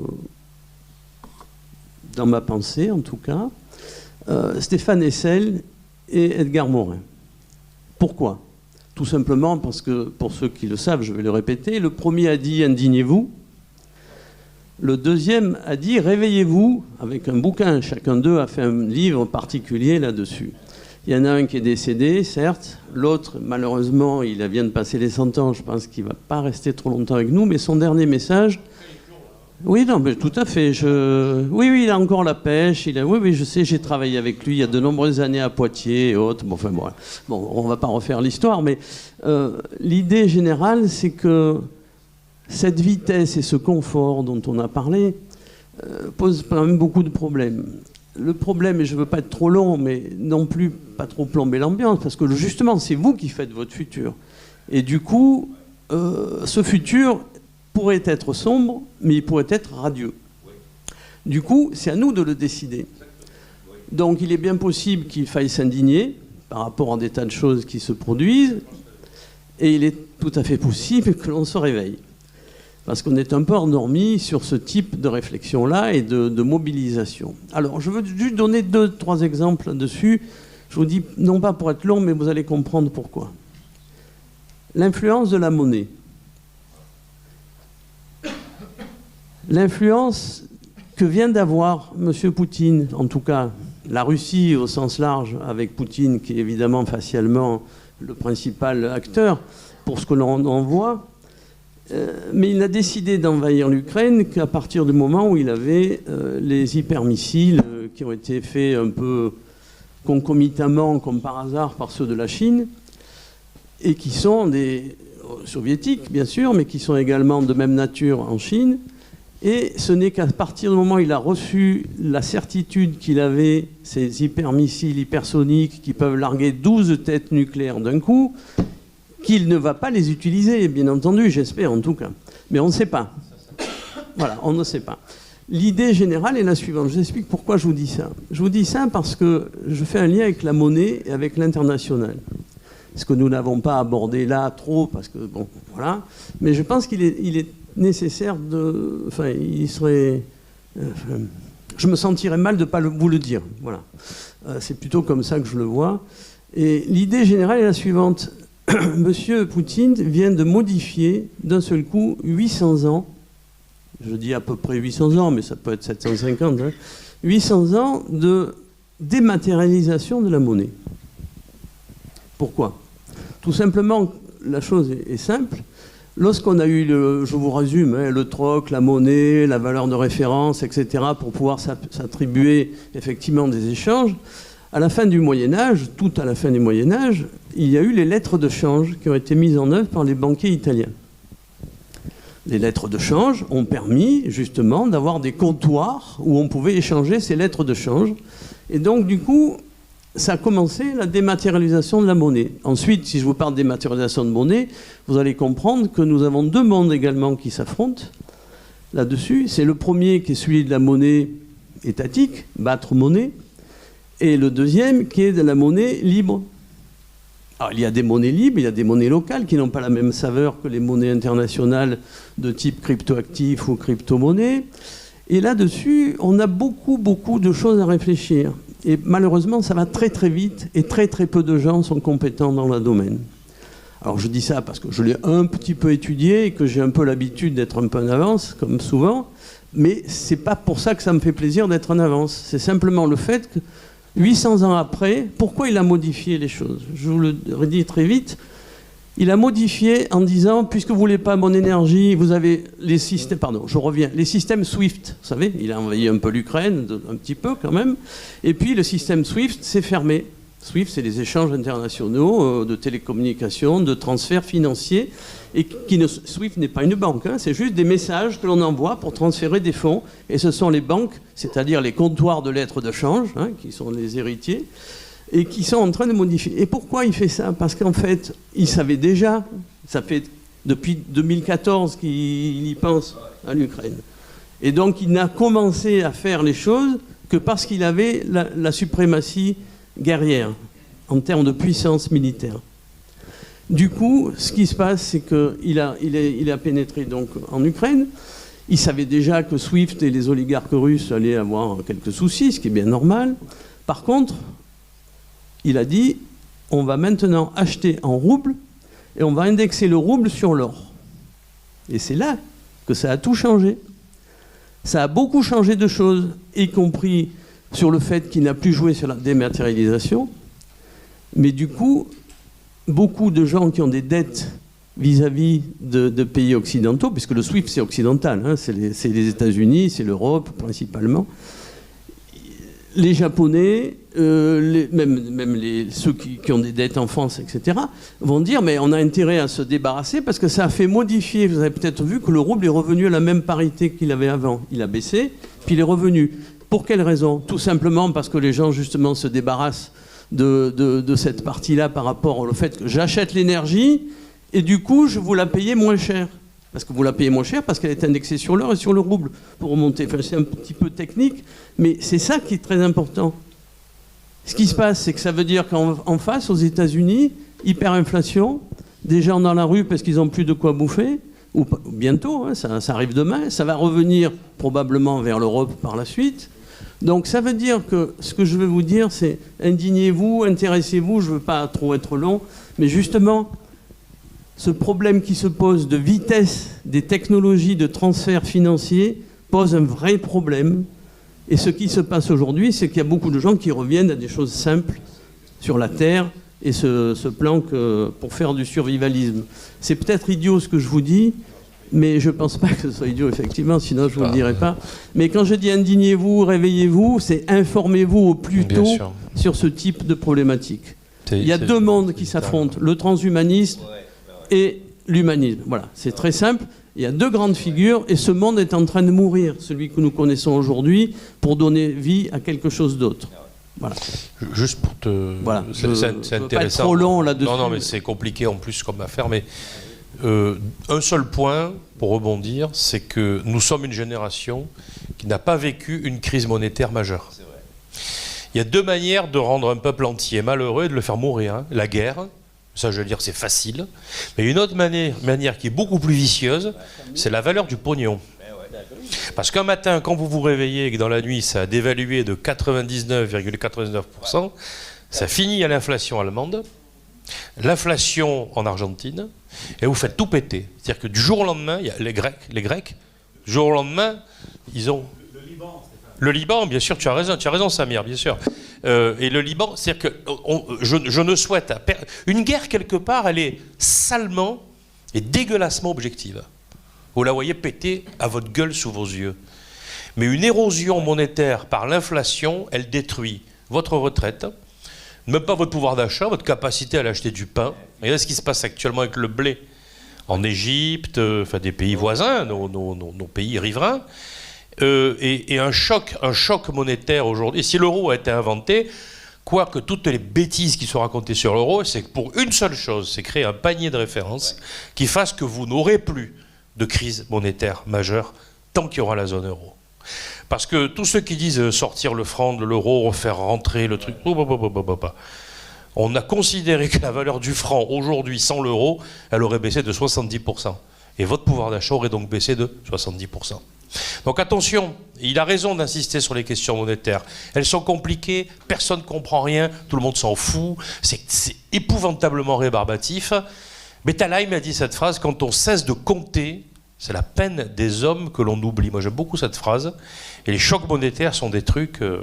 Enfin, quand on voit ça de près, ça tue autant si ce n'est plus qu'une guerre, un choc monétaire. Hein. Moi, c'est juste pour ajouter, je suis entièrement d'accord avec vous. Je n'ai pas voulu en parler parce que ça, c'est plutôt confidentiel. Ça, c'est super. Moi, je peux juste vous dire qu'aux États-Unis, hein, que j'ai vécu aux États-Unis, il y a 100 millions de personnes qui reçoivent aujourd'hui des coupons alimentaires. Puis il faut 100 millions, 325 millions, donc le tiers. Donc, et ça l'augmente à tous les jours. Donc, ici, bon, je dirais, ici, peut-être, il va y avoir aussi des coupons alimentaires. J'ai entendu un dénommé président qui a dit qu'il voulait donner des coupons alimentaires. Et ça, c'est le début. Ouais, c'est le début. Bon, donc, c'est un sujet que les étudiants devraient, ou les jeunes et les moins jeunes, devraient comprendre, parce que même au Canada, il y a plein de choses qui se passent. Je veux dire, beaucoup de choses qui se passent, surtout en février et mars. Et donc, j'ai des amis qui étaient là, je l'ai vu. Donc, il y a des choses qui se passent qui sont réellement non démocratiques. C'est juste ça que je vais ajouter. Donc, je n'ai pas à rajouter d'autres choses. Je suis au courant de ce qui se passe. Mais, je veux dire, il faut tout simplement être à l'affût. Et vous avez raison qu'il y a deux mondes qui sont en train de se confronter. Et, je veux dire, moi, mon camp, je l'ai pris. Hein. Vous m'avez compris pendant mes 15 minutes. Bon. Et donc, je pense que vous avez compris. Merci. Est-ce qu'il y a d'autres questions? Parce qu'après, on va aller... Tiens, puisque Elio, si tu veux. Je voudrais pas casser l'ambiance. Oui, bonjour. T'as un mot positif. Je me présente, Elio Zepil. Oui, bonjour. Non, je voudrais pas casser l'ambiance, mais si vous voulez, je pense que vous avez commencé à aborder les sujets monétaires. Et je pense qu'il y a des personnes qui sont très compétentes comme Gave ou Delamarche. Et ce que vous venez de dire, je pense, sont vraiment des contresens. Vraiment, je pense que vous faites vraiment... Pardon ? Typiquement l'euro. C'est très simple. À peu près en 10 ans, l'euro, qu'est-ce que ça a fait ? Ça a subventionné l'industrie allemande. Si. Non, mais juste pour vous dire, voilà, je ne suis pas du tout d'accord avec ce que vous dites sur l'euro. Je pense que c'est une monnaie qui est en train de créer la crise. Parce qu'en fait, qu'est-ce qui se passe avec l'euro ? Moi, j'ai connu le serpent monétaire européen. C'était quoi ? Ça veut dire qu'il y a toujours eu des monnaies fortes et des monnaies faibles. Et il y a toujours eu des ajustements qui ont permis de rétablir les échanges. Aujourd'hui, l'état de la France, il est catastrophique. On a divisé par 2 la part de l'industrie dans le PIB en 10 ans, les 10 premières années de l'euro. C'était une catastrophe. En Italie... Non, attendez, parce que justement, il n'y a pas eu d'ajustement. Quand Mitterrand a commencé à faire n'importe quoi en économie en 81, on a eu 3 dévaluations successives. D'accord ? Donc, il n'y avait pas l'euro. Et justement, par contre, un équilibre a pu se faire. Aujourd'hui, quand on regarde la dette de Macron, 800 milliards d'euros, qu'il va falloir payer, un pays qui est exsangue au niveau industrie. Moi, je vois l'industrie, ce qui se passe. Je suis dans la supply chain, je vois l'état de la supply chain en France. C'est catastrophique. On délocalise en Hongrie, on crée des usines ultramodernes en Hongrie. C'est-à-dire qu'en fait, non seulement ces pays-là, ils sont subventionnés par des aides européennes, on subventionne des sociétés où le coût de la main-d'œuvre est très bas, où on fait des investissements qui reviennent beaucoup moins cher parce que le foncier est moins cher, etc. On est en train de se suicider. La France est le bon élève de l'Europe. Qu'est-ce qu'elle fait ? Elle donne l'arme pour qu'on la suicide. C'est un désastre. Mais voilà. Donc l'euro, donc je reviens à l'euro. Aujourd'hui, si on devait dévaluer, eh ben, ce serait formidable. Parce qu'il y a des entreprises qui retrouveraient leur compétitivité. Aujourd'hui, vous avez des tas de sociétés comme Airbus ou Safran qui font rêver. Elles font rêver, mais qu'est-ce qu'elles font ? Elles délocalisent. En Tunisie, de partout. Pour toujours chercher le moins cher. Et au niveau qualité, c'est une catastrophe. C'est-à-dire qu'on est prêt à payer très peu cher, à avoir beaucoup de non-qualité, à payer des tas d'inefficacité. Mais c'est pas grave parce que derrière, on regarde le taux horaire, on dit oui, mais c'est moins cher. Et au final, ça n'a aucun sens. Les Allemands sont des nationalistes au sens où ils sont toujours, et moi je le vois à la société franco-allemande, je le vois. Nous, on est toujours essayé d'être les bons élèves, on réduit les effectifs. Ah oui, c'est super, on a réduit l'aide Kant, c'est super, bravo. Et les gens sont promus. Les Allemands, ils disent, c'est la crise, ben, qu'est-ce qu'on fait ? On va travailler moins. Ça veut dire, on va toucher moins, mais c'est pas grave, mais on va sauver le job de tout le monde. Ce ne serait pas de la coopération, ça ? Oui, pour faire une petite conclusion, pré-conclusion. Bon, désolé. Marc, 2 minutes. Je veux dire juste un mot, puisqu'on avait commencé sur... Bien sûr. Vas-y, Marc. On avait commencé par le rêve, et tu avais lancé sur le rêve. Je voudrais terminer par le rêve. Je voudrais terminer par le rêve. Et justement, en citant Pasolini, qui lui-même, dans un de ses films, de ses 3 films du bonheur, dans les 1001 nuits, il faisait parler l'esclave Zumrud, en disant que la vérité n'est pas dans un rêve, mais dans tous les rêves. Et je crois que c'est vraiment important de rêver tous ensemble et d'oser partager ses rêves. Eh ben, merci beaucoup. Monsieur Almandi, une très bonne conclusion parce que donc, les livres et Monsieur Cloutier, les conférenciers vont boire un verre, donc venez nous rencontrer. Une petite conclusion quand même, tout ça me semble bien un monde d'hommes, un monde de mecs, un monde de mecs qui font la guerre, un monde de mecs qui jouent avec la monnaie. Et je rêve d'une société équilibrée avec des idées coopératives de femmes, des femmes qui savent protéger la vie parce qu'elles sont construites pour ça. Les mecs n'y peuvent rien, ils ne sont pas construits pour ça. Donc je rêve d'un monde où enfin les femmes puissent avoir leur rôle tout simplement avec les hommes et qu'ensemble on puisse créer un monde meilleur qui ne se fera pas sans les femmes, messieurs. Bien, il me reste juste à vous remercier toutes et tous pour votre présence, à remercier, avant que je l'oublie, Louis pour tout le travail qu'il fait pour l'enregistrement. Bravo Louis. Catherine et tous les membres de l'IAE qui nous ont bien aidés. Je voudrais remercier les jeunes qui sont là. On a des jeunes de la junior entreprise de l'IAE. Nous en avons d'autres des arts et métiers, voilà, ils sont venus, merci messieurs. Nous avons des plus âgés, nous avons un petit peu tout le monde. C'est pas la quantité qui compte, c'est la qualité. C'est ça le plus important, et votre présence. Alors, et je voulais aussi remercier, merci Stéphane, tous ceux qui nous ont suivis, et ils sont nombreux, maintenant en direct ou en replay. Véronique, vraiment, où elle est Véronique? Vraiment, vraiment, tu as su relever le challenge. Tu as bien fait de me stimuler un petit peu. Et on peut vraiment l'applaudir parce qu'on a fait ça très rapidement. J'espère que j'oublie personne et surtout tous les collègues du réseau Excellence, l'association des diplômés l'IAA, avec notamment Jean-Baptiste Perron et David Simonian, qui nous ont aidés au niveau de la logistique, les collègues donc, de Sciences Politiques et puis des Arts et Métiers, sans oublier les autres partenaires du réseau Excellence, avec le SCCA, Samir. Merci pour ta présence et tes collaborateurs. Tous vous, les chefs d'entreprise, il y en a qui sont même venus de loin. Ça m'a fait plaisir de revoir Jean Yondel, qui est venu quand même de hier avec ses collaborateurs, et puis les autres que j'oublie, je suis désolé. Voilà, mais écoutez, il nous reste à aller passer un petit peu de temps agréable autour d'un verre et d'un petit cocktail, et puis prochaine conférence à venir probablement en octobre. Merci à toutes et à tous.